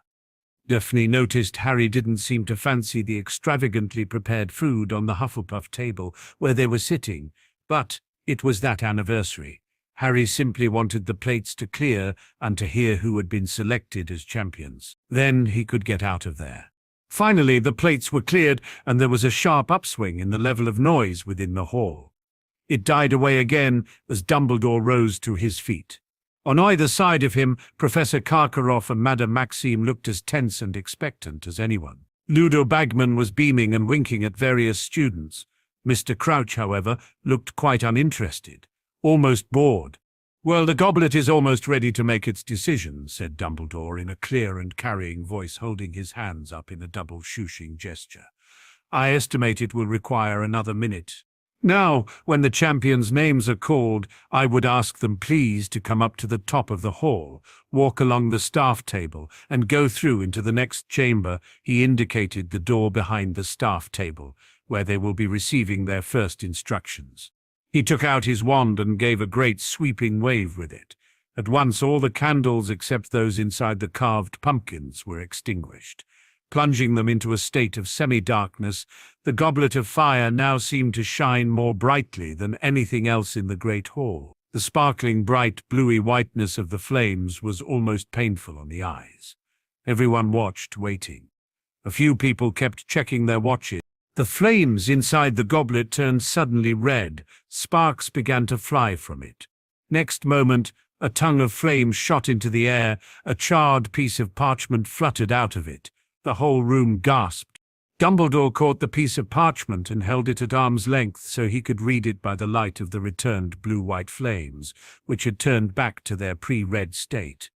"The champion for Durmstrang," he read, in a strong, clear voice, "will be Victor Crumb." Applause and cheering swept the hall. Harry saw Victor Crumb rise from the Slytherin table and slouch up toward Dumbledore. He turned right, walked along the staff table, and disappeared through the door into the next chamber. "Bravo, Victor," boomed Karkaroff so loudly that everyone could hear him, even over all the applause. "Knew you had it in you." The clapping and chatting died down. Now everyone's attention was focused again on the goblet, which had turned red once more. A second piece of parchment shot out of it, propelled by the flames. "The champion for Beauxbaton," said Dumbledore, "is Fleur Delacour." "Oh, look, they're all disappointed," Hermione said over the noise, nodding toward the remainder of the Beauxbaton party. Disappointed was a bit of an understatement, Harry thought. Two of the girls who had not been selected had dissolved into tears and were sobbing with their heads on their arms. When Miss Delacour had also vanished into the side chamber, silence fell again. The Hogwarts champion was next. The flames within the goblet turned red once more. The tongue of flame shot high into the air, and from its tip Dumbledore pulled the third piece of parchment. "The Hogwarts champion," he called, "is Cedric Diggory." Every single Hufflepuff had jumped to his or her feet, screaming and stamping, as Cedric made his way past them, grinning broadly, and headed off toward the chamber behind the professor's table. Harry breathed a sigh of relief. Indeed, the applause for Cedric went on so long that it was some time before Dumbledore could make himself heard again. "Excellent," Dumbledore called happily as, at last, the tumult died down. "Well, we now have our 3 champions. I am sure I can count upon all of you, including the remaining students from Beauxbatons and Durmstrang, to give your champions every ounce of support you can muster. By cheering your champion on, you will contribute in a very real—" But Dumbledore suddenly stopped speaking, and it was apparent to everybody what had distracted him. The fire in the goblet had just turned red again. Sparks were flying out of it. A long flame shot suddenly into the air, and borne upon it was another piece of parchment. Dumbledore reached out a long hand and seized the parchment. He held it out and stared in shock at the name written upon it. There was a long pause, during which Dumbledore stared at the slip in his hands, and everyone in the room stared at Dumbledore, and then Dumbledore cleared his throat. He called, "Harry Potter." Harry sat there for a few moments. He was stunned. "I don't freaking believe this," he thought. Looking to his friends, he shook his head and quietly said, "It wasn't me, I didn't do it." There was no applause. Angry murmurings filled the hall. Some students were standing up to get a better look at Harry as he sat, frozen in his seat. Up at the top table, Professor McGonagall had got to her feet, stalked quickly around the end of the table and hurried over to Dumbledore. She began to whisper urgently to him while he bent his ear toward her, frowning slightly. At the top table, Professor Dumbledore had straightened up, nodding to Professor McGonagall. "Harry Potter," he called again. "Harry! Up here, if you please." "Go on," Hermione whispered, giving Harry a slight push. Harry rose to his feet, while Daphne tried to hold on to him in fear. He set off up the gap between the Ravenclaw and Hufflepuff tables.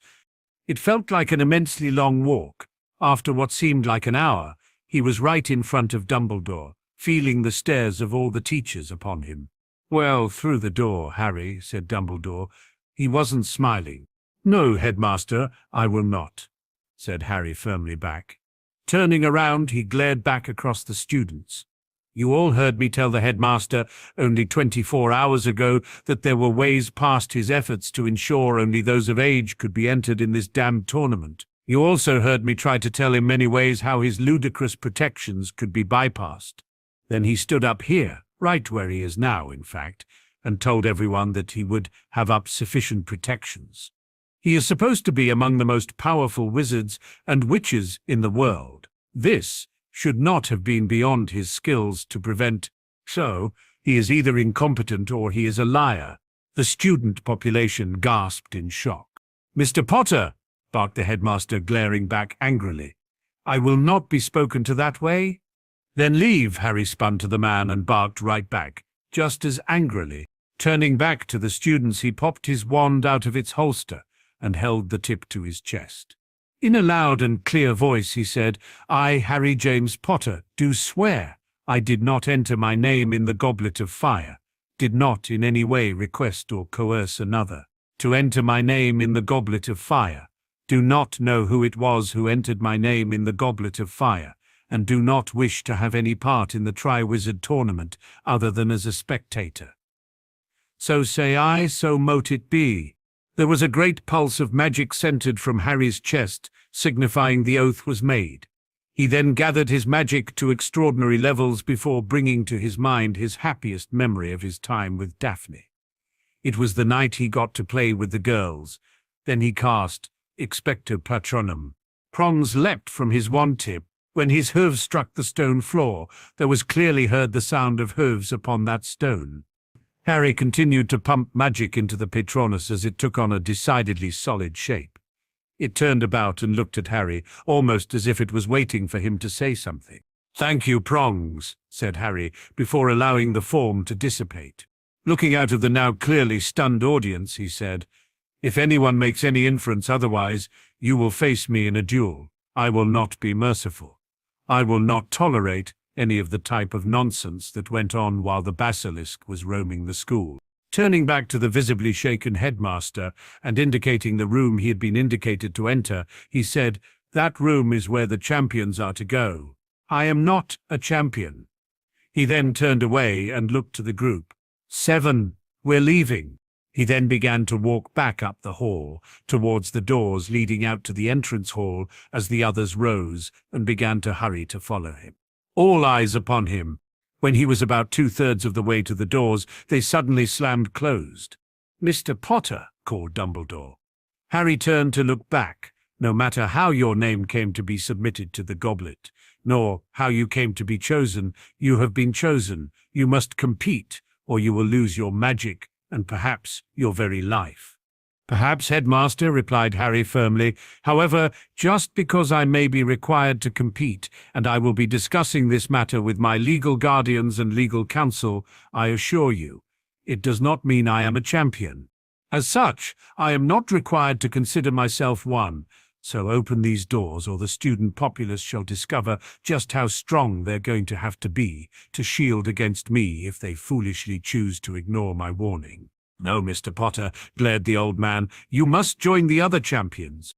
Very well, Headmaster. Though I cannot fathom why you constantly want to be publicly humiliated, it appears you have not yet learned the lesson. It does you no good to try to order me about when you do not have the authority to do so, said Harry, before he began to gather his magic in a mighty surge. He turned back to the doors and raised his wand. "De Primo," he shouted, "bring his wand down." The spell impacted the middle of the doors at chest height, and, with a resounding crash, blew a large hole right through the middle of them that reached all the way to the ground. The splinters of wood sprayed across the width of the entrance hall beyond, knocking over a couple of suits of armor in the process, before many bounced off the wall on the other side. Many nearby students gasped in shock at the display of raw power. Harry strode forward with the 7 following behind, and walked out through the very large hole and out of the great hall. Behind them, the noise level rose dramatically and quite quickly. In the other room and quietly waiting, wondering what was taking so long, Victor Crumb, Cedric Diggory, and Fleur Delacour were grouped around the fire. They looked strangely impressive, silhouetted against the flames. Crumb, hunched up and brooding, was leaning against the mantelpiece, slightly apart from the other two. Cedric was standing with his hands behind his back, staring into the fire. Fleur Delacour looked around when the door finally opened and threw back her locks of long, silvery hair. Ludo Bagman entered the room. "Extraordinary," he muttered, pacing the floor. "Absolutely extraordinary. Gentlemen, lady," he added, approaching the fireside and addressing the other 3. "There is a 4th champion." The door behind them opened again and a large group of people came in. Professor Dumbledore, followed closely by Mr. Crouch, Professor Karkaroff, Madame Maxim, Professor McGonagall, and Professor Snape. The champions heard the buzzing of the hundreds of students on the other side of the wall before Professor McGonagall closed the door. "Madame Maxim," said Fleur at once, striding over to her headmistress. "He is saying that there is an other champion." Madame Maxim had drawn herself up to her full and considerable height. The top of her handsome head brushed the candle-filled chandelier, and her gigantic black satin bosom swelled. "What is the meaning of this, Dumbledore?" she said imperiously. "I'd rather like to know that myself, Dumbledore," said Professor Karkaroff. He was wearing a steely smile, and his blue eyes were like chips of ice. "2 Hogwarts champions, or rather 2 competitors? I don't remember anyone telling me the host school is allowed 2, or have I not read the rules carefully enough?" He gave a short and nasty laugh. "C'est impossible," said Madame Maxime, whose enormous hand with its many superb opals was resting upon Fleur's shoulder. "Hogwarts cannot have 2 champions, 2 competitors. It is most unjust. We were under the impression that your age line and other safeguards would keep out younger contestants, Dumbledore," said Karkaroff, his steely smile still in place, though his eyes were colder than ever. "Otherwise we would, of course, have brought along a wider selection of candidates from our own schools." "It's no one's fault but Potter's, Karkaroff," said Snape softly. His black eyes were alight with malice. "Don't go blaming Dumbledore for Potter's determination to break rules. He has been crossing lines ever since he arrived here." "Thank you, Severus. That will be enough," said Dumbledore firmly, and Snape went quiet, though his eyes still glinted malevolently through his curtain of greasy black hair. The oath young Harry made is quite clear. He did not choose to enter this competition. "Ah, but of course he is lying," cried Madame Maxime. Snape was now shaking his head, his lip curling. "It was an oath on his magic and his life, madam," said Professor McGonagall sharply. "He could not have crossed the age line or bypassed the other protections. I am sure we are all agreed on that."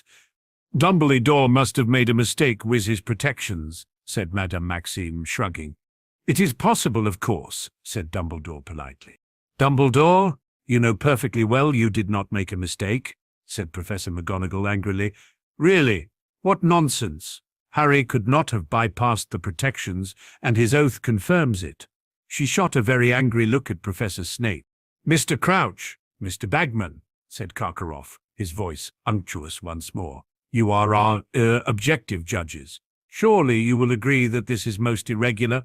Bagman wiped his round, boyish face with his handkerchief and looked at Crouch, who was standing outside the circle of the firelight, his face half hidden in shadow. He looked slightly eerie, the half-darkness making him look much older, giving him an almost skull-like appearance. When he spoke, however, it was in his usual curt voice.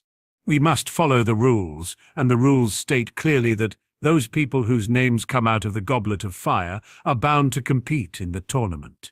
However, as Mr. Potter intimated, it does not mean he is a champion.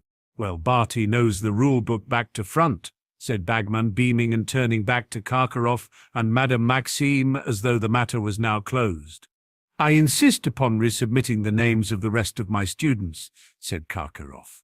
He had dropped his unctuous tone and his smile now. His face wore a very ugly look indeed. You will set up the Goblet of Fire once more, and we will continue adding names until each school have 2 competitors. It's only fair, Dumbledore. But Karkaroff, it doesn't work like that, said Bagman. The Goblet of Fire's just gone out. It won't reignite until the start of the next tournament, in which Durmstrang will most certainly not be competing, exploded Karkaroff. After all our meetings and negotiations and compromises, I little expected something of this nature to occur. I have half a mind to leave now. Empty threat, Karkaroff, growled a voice from near the door. You can't leave with your champion now. He's got to compete. They've all got to compete. Binding magical contract, like Dumbledore said. Convenient, eh?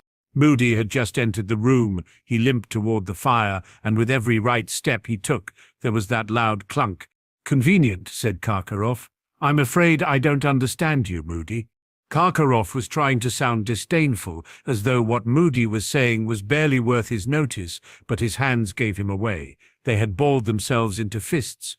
Don't you? Moody quietly asked. It's very simple, Karkaroff. Someone put Potter's name in that goblet knowing he'd have to compete if it came out.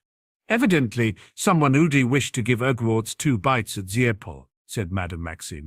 I quite agree, Madame Maxime, said Karkaroff, bowing to her. I shall be lodging complaints with the Ministry of Magic and the International Confederation of Wizards. If anyone's got reason to complain, it's Potter, growled Moody. But funny thing, I don't hear anyone, other than Professor McGonagall, acknowledging that. Why should he complain? Burst out Fleur Delacour, stamping her foot.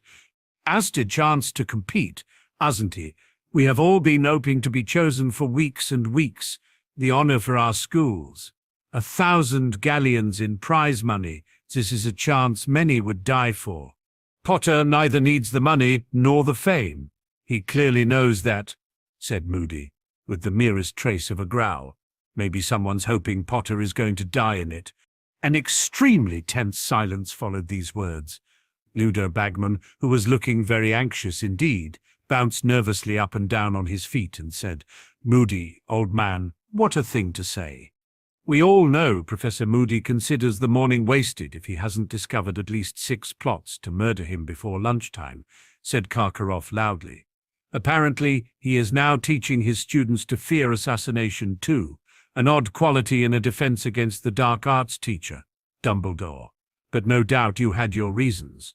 Imagining things, am I? Growled Moody. Seeing things, eh? It was a skilled witch or wizard who put the boy's name in that goblet. Ah, what evidence is there of that? Said Madame Maxime, throwing up her huge hands. Because they hoodwinked a very powerful magical object, roared Moody. It would have needed an exceptionally strong confundus charm to bamboozle that goblet into forgetting that only 3 schools compete in the tournament. I'm guessing they submitted Potter's name under a 4th school to make sure he was the only one in his category. You seem to have given this a great deal of thought, Moody, said Karkaroff coldly. And a very ingenious theory it is, though of course I heard you recently got it into your head that one of your birthday presents contained a cunningly disguised basilisk egg, and smashed it to pieces before realizing it was a carriage clock. So you'll understand if we don't take you entirely seriously. There are those who'll turn innocent occasions to their advantage, Moody retorted in a menacing voice. It's my job to think the way dark wizards do, Karkaroff, as you ought to remember. Alastor, said Dumbledore warningly. Moody fell silent, though still surveying Karkaroff with satisfaction. Karkaroff's face was burning. How this situation arose we do not know, said Dumbledore, speaking to everyone gathered in the room. It seems to me, however, that we have no choice but to accept it. Both Cedric and Harry have been chosen to compete in the tournament. This, therefore, they will do. Ah, but Dumbledore, my dear Madame Maxime, if you have an alternative, I would be delighted to hear it. Dumbledore waited, but Madame Maxime did not speak. She merely glared. She wasn't the only one either. Snape looked furious, Karkaroff livid. Bagman, however, looked rather excited. Well, shall we crack on then, he said, rubbing his hands together and smiling around the room. Got to give our champions their instructions, haven't we? Barty, want to do the honors? Crouch seemed to come out of a deep reverie. Yes, he said. Instructions. Yes, the first task. He moved forward into the firelight. There were dark shadows beneath his eyes and a thin, papery look about his wrinkled skin. Someone will need to pass this information on to Potter, he said. The first task is designed to test your daring, he told Cedric, Fleur, and Victor, so we are not going to be telling you what it is. Courage in the face of the unknown is an important quality in a wizard. Very important. The first task will take place on the 24th of November, in front of the other students and the panel of judges. The champions, competitors, are not permitted to ask for or accept help of any kind from their teachers to complete the tasks in the tournament. The champions will face the first challenge armed only with their wands. They will receive information about the second task when the first is over. Owing to the demanding and time-consuming nature of the tournament, the champions are exempted from end-of-year tests. Crouch turned to look at Dumbledore. I think that's all, is it, Albus? I think so, said Dumbledore, who was looking at Crouch with mild concern. Are you sure you wouldn't like to stay at Hogwarts tonight, Barty? No, Dumbledore, I must get back to the Ministry, replied Crouch. It is a very busy, very difficult time at the moment. I've left young Weatherby in charge, very enthusiastic. A little over-enthusiastic, if truth be told. You'll come and have a drink before you go, at least, asked Dumbledore. Come on, Barry, I'm staying, said Bagman brightly. It's all happening at Hogwarts now, you know, much more exciting here than at the office. I think not, Ludo, said Crouch with a touch of his old impatience. Professor Karkaroff, Madame Maxime, a nightcap, said Dumbledore. But Madame Maxime had already put her arm around Fleur's shoulders and was leading her swiftly out of the room. They were both talking very fast in French as they went off into the great hall. Karkaroff beckoned to Crumb, and they too exited, though in silence. Cedric, I suggest you go up to bed, said Dumbledore, smiling at him. I am sure Hufflepuff are waiting to celebrate with you, and it would be a shame to deprive them of this excellent excuse to make a great deal of mess and noise. Cedric nodded and left. The great hall was deserted now. The candles had burned low, giving the jagged smiles of the pumpkins an eerie flickering quality. Harry paced the floor in their room. Daphne sat propped against one of the couches with her arms crossed under her breasts. Watching him, she knew not to say anything when Harry was thinking aloud. The others were quietly discussing this latest development and pretending to ignore Harry while he paced. All right, he said. My name's been entered into a magically binding contract. I didn't enter it. I didn't have anyone else do it for me. And I don't know who did it. Contracts must be willingly entered by all parties. You cannot legally be the unwilling party of a contract. So why am I still bound by it? Clearly, the goblet negates the need for a party to be willingly involved, or does it? I need to find out how contracts stood when the goblet was first created. Maybe they didn't have the condition those involved in the contract had to be willingly involved. It won't then recognize I'm unwilling as it's irrelevant, in which case I won't know one way or the other until I would otherwise lose my magic. Damn. Maybe the goblet recognizes changes to magical law, and, because I was unwillingly entered, it now won't force me to compete. No, if that was the case, it wouldn't have spat my name out in the first place. Therefore, the goblet recognizes I'm held to the contract. Double damn! Hang on, what was the name on the slip of parchment that came out of the goblet? Was it Harry Potter or Harry James Potter? Perhaps that means there's a Harry Potter out there without a middle name who's required to compete in the tournament. Plus, there seemed to be no school written on the slip of paper, as Dumbledore didn't call one out. Everyone who wanted to submit their name was required to write both their name and school on the slip. If Harry Potter, whoever he is, doesn't attend a school, he cannot very well write the name of a school upon it. But did Diggory Crumb or that French bint include their middle names when they submitted their slips? I need to ask them. If they didn't, then it's not really going to matter if my middle name was on the slip or not. And the school? Invisible ink, perhaps? Or a concealing spell? I'll have to give the slip a careful once-over. That means I'm going to need to get it off Dumbledore, or get him to check. I'm also going to need to read the rules of the tournament and the wording of the contract if the two are separate documents. Their behavior last night tells me they will be... Okay, that means I need to 1. Ask for a copy of both the contract and rules and read over them. 2. Ask the other 3 if they submitted their slips with their middle names on them. If they have middle names, 3. Get the slip off Dumbledore and between us, check to see if the name of the school is written on the slip. And 4. Check if there are other Harry Potters out there that may be bound by the contract. Then it sounds as if you have a course of action to proceed, said Daphne, finally speaking up. Perhaps we should leave it at that until you've gone through those points. Harry sighed and said, Yeah, I suppose. I still wonder why someone would go to all the effort, though. I think it's obvious, replied Daphne wryly and unhappily. Someone wants you to be killed. Harry snorted and said, Yeah, but it sounds like a lot of hard work just to get me dead. Hell, anyone stepping out from behind a tree, firing the killing curse at me and running away would accomplish the same thing for a great deal less effort. First thing, though, is to contact Uncle Cygnus, Aunt Isabel, Sirius, Aunt Amelia, and Gran, said Hermione, from where she was sitting at one of the study tables. I've started writing down what we're going to need them to get for us. 1, said Hermione, getting things back on track. Notifying Harry's guardians is our first priority. 2, legal representation to go over the contract and rules that bind you to participating in the tournament. And if there's anything else you need to do besides compete in the tasks... What do you mean, anything else? Asked Harry.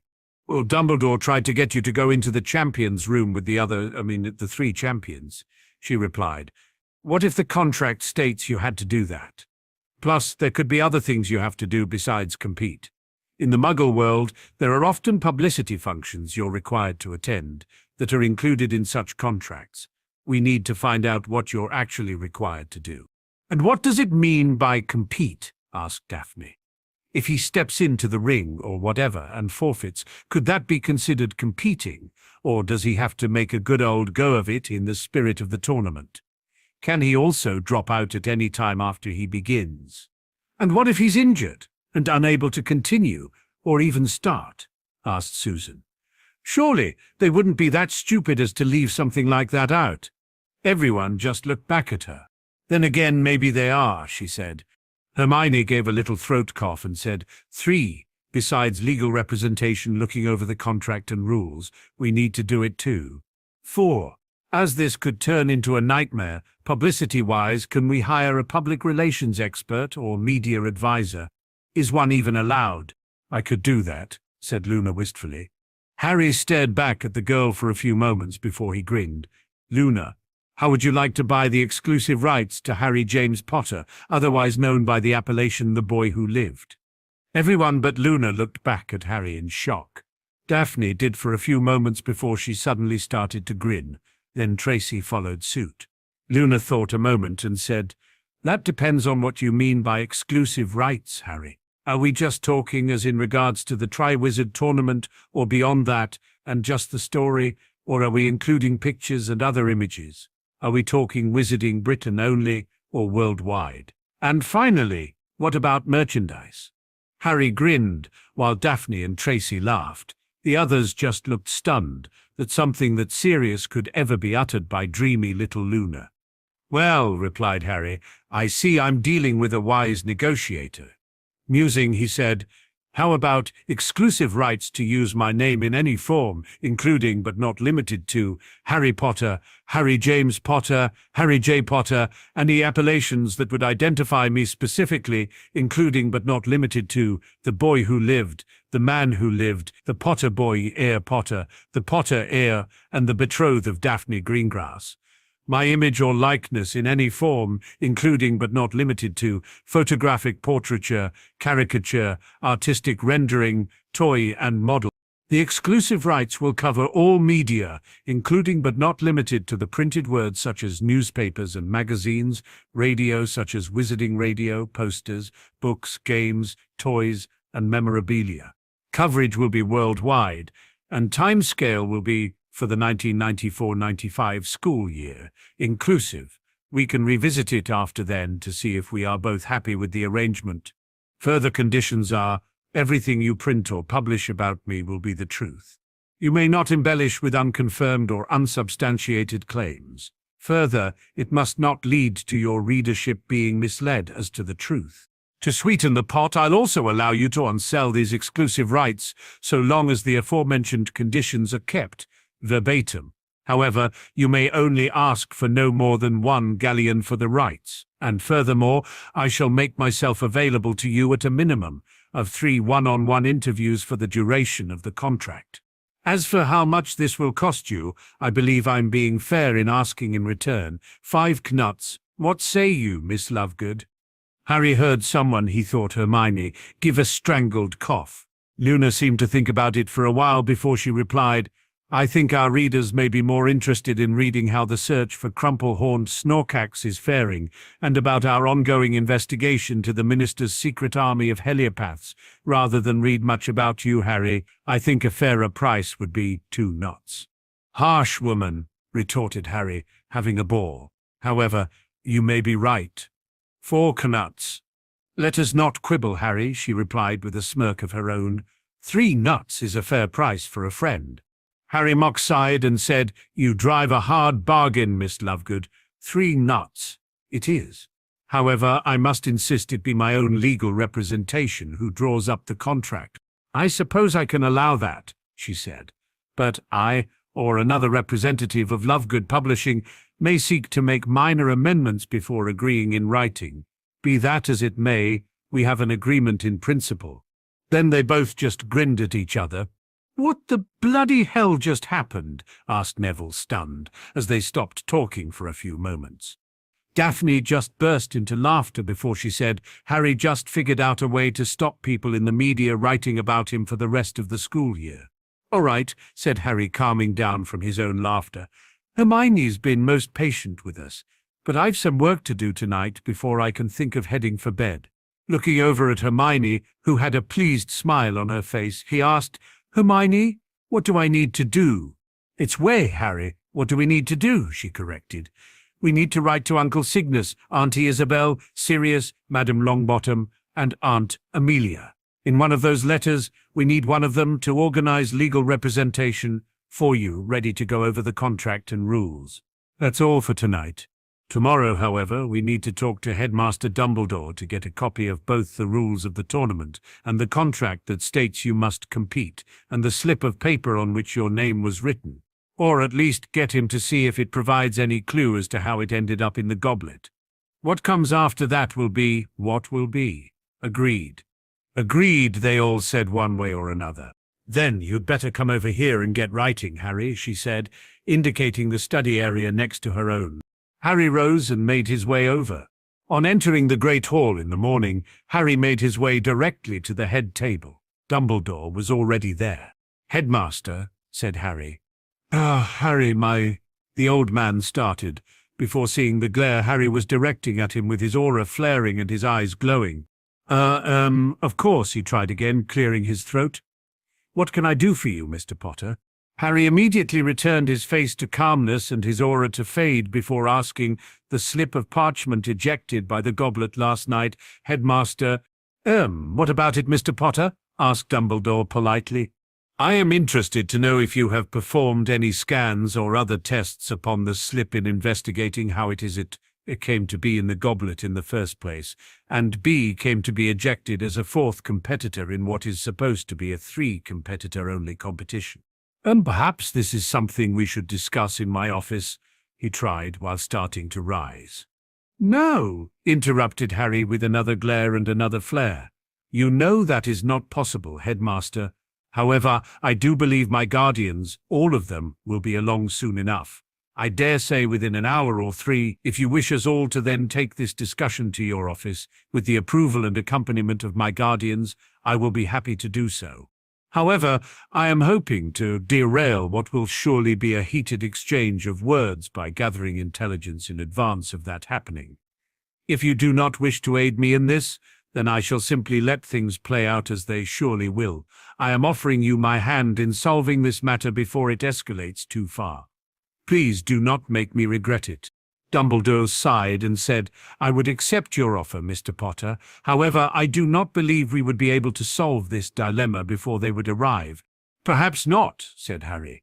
However, clear and open signs that investigative actions are taking place would go a long way towards mollifying tempers before they have a chance to fully erupt. Would you not agree, Headmaster? I would, replied the Headmaster with a sigh.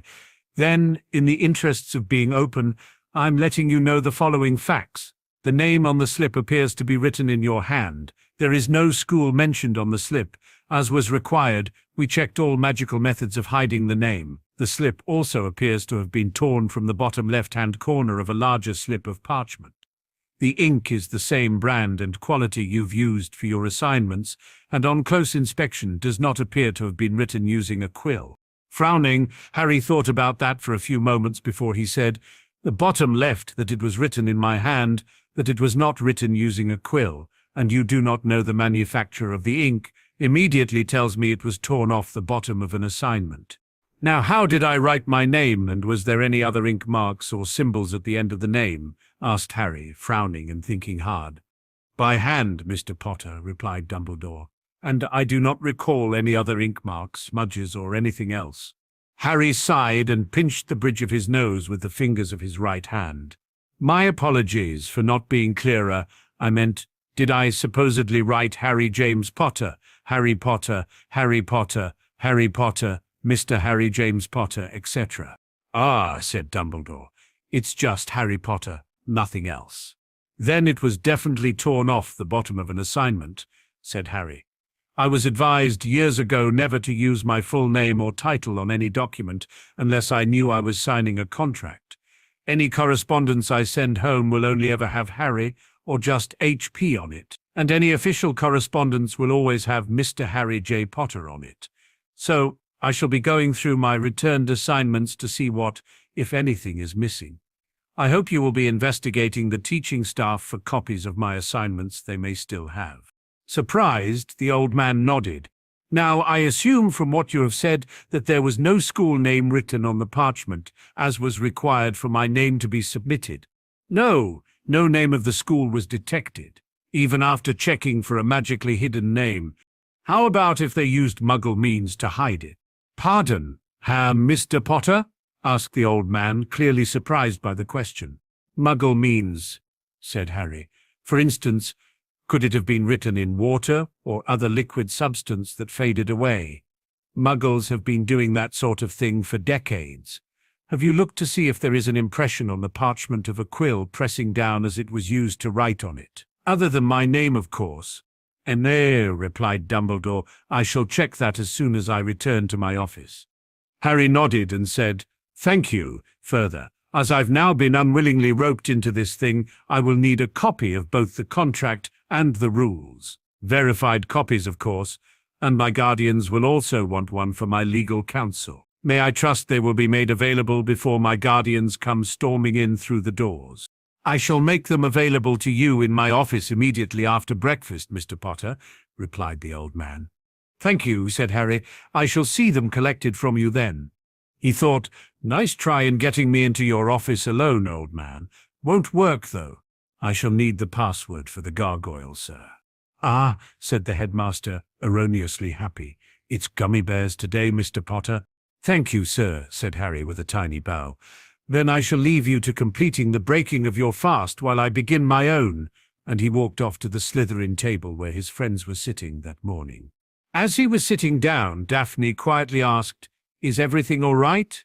He nodded and said, "Yeah, just trying to dig up more information on what happened. Whoever it was tore my name off the bottom of one of my school assignments and submitted that. Dumbledore needs to make more checks on the piece of parchment before he's completed it, but he's not found any evidence yet." Turning to Neville, he asked, "Nev, can you go up to the headmaster's office after you've finished your breakfast?" And the old man has already left to collect at least one, preferably 2 copies of the contract and the rules. He's expecting me to go up, but of course I cannot. "Here, mate," said Neville. "I can do that. Meeting in the come-and-go room straight after that?" "Yeah, I think so," replied Harry. "The password to get past the gargoyle at the bottom of the headmaster's stairs is gummy bears." Neville nodded and said, "Got it. I'll be as quick as I can." "Don't forget your occlumency shields, Nev," Harry warned. "I won't," grinned the other boy, a little evilly. "I'll be setting them to pain before I go up." Harry grinned back.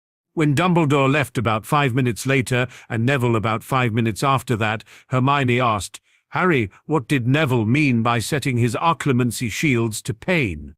"Well," he replied, "our so-called leader of the light and headmaster has the very bad and illegal habit of scanning the minds of his students, minors, without even asking permission first. If he tries it on Neville, he is in for a very rude shock." Hermione frowned and plaintively asked, "He wouldn't really do that, would he? It would be a horrendous breach of both privacy and trust. Plus, it's illegal." "Well, the whole thing about occlumency shields is, if Neville sets his shields to hurt an intruder, no one would know they're there until they actually try to intrude," explained Harry. "If the headmaster does not make the attempt, he will never know. However, if he does, both he and Neville will know it instantly. Neville will feel the attempt, and depending on how severe Neville means by pain, the headmaster will end up with a very bad headache at minimum. If I was Neville, I'd then scream and shout at the man, and at my first opportunity, let Gran know what he did. Now, with my guardians soon to be here, I have no doubt there will be further shouting directed at our dear headmaster. He will not be having a pleasant day today, no matter how many pain-relieving potions he chugs down." "But is that fair on him?" she asked. "Hermione," replied Harry, "you saw me stand 2 nights ago and warn him in front of the entire school population that he needed to beef security around the goblet. I even gave examples of how to submit someone else's name. He clearly did not take my warnings to heart. Hell, putting a couple of people on guard would have stopped it, or only have it available for people to submit their names for the last hour before the draw, even. And now I'm the poor schmuck who gets to pay for his failure, possibly with my very life. I'm not in a forgiving mood when it comes to the old fart, and whatever difficulties are about to befall him, I'll be on the sidelines cheering for more to be piled on." Hermione sighed in apparent sorrow for the man. Harry didn't care. "If everyone's finished," interrupted Hannah, "shall we go upstairs?" With nods all round, the group rose and made their way out of the hall. Just after the group, minus Neville, entered the come-and-go room. Harry's mirror buzzed and turned warm in his pocket. "Wait, guys," he said, drawing the mirror out of his pocket. "Sirius is mirror calling me." Flipping it open and whispering Padfoot to the surface, the grey mist cleared and formed into the face of his godfather. "Hey, pup, we got your owls." "I take it steps are currently being taken?" asked Harry. "Yep, Cygnus is contacting a suitable lawyer with expertise in magical contracts," replied Sirius. "Once we have someone, we'll be hurrying with all due haste to the school. I don't know how long it's going to take, but it'll definitely be today." "Thanks, Sirius," said a more relieved Harry. "I'm also in the process of getting a copy of both the contract that binds this thing together with the rules of the tournament. We'll be going over those while we wait." "Good idea," replied Sirius. "But leave it to the legalist to actually argue the specifics of the contract and rules." "All right, Harry. We'll be talking about them between us here," replied Harry, I have no intention of arguing with the staff or ministry personnel about them, though I'm more than happy to leave that up to the experts." "Good," said his godfather. "I'll contact you again when we're ready to flew over. Until then, keep your head down and try not to lose your temper, all right? It could do more harm than good." "I'll give it my best," replied Harry. "Talk to you later." "You too, pup," replied the image before it faded back to grey. Neville arrived about 10 minutes later with a copy of the contract and rules. He told them the old man did not try to read his mind, but he did feel a slight tickle of passive legitimacy, which was very quickly withdrawn. "He also had the piece of parchment that had Harry's name written on it," said Neville. "And he said to say there was an indentation directly below Harry's name." Dumbledore then used some of Fawkes's old ash and lightly brushed it over the surface to make it show up. The name of the school was a silly name school. Oh, and he said he's also going to see if he can find the person whose hand the name of the school is written in. "Clearly a fake," snorted Harry. "Anything else?" "Only that he was disappointed you sent me to collect the document," said Neville with a grin. "He asked me why you had so little faith in him." "And?" grinned Harry.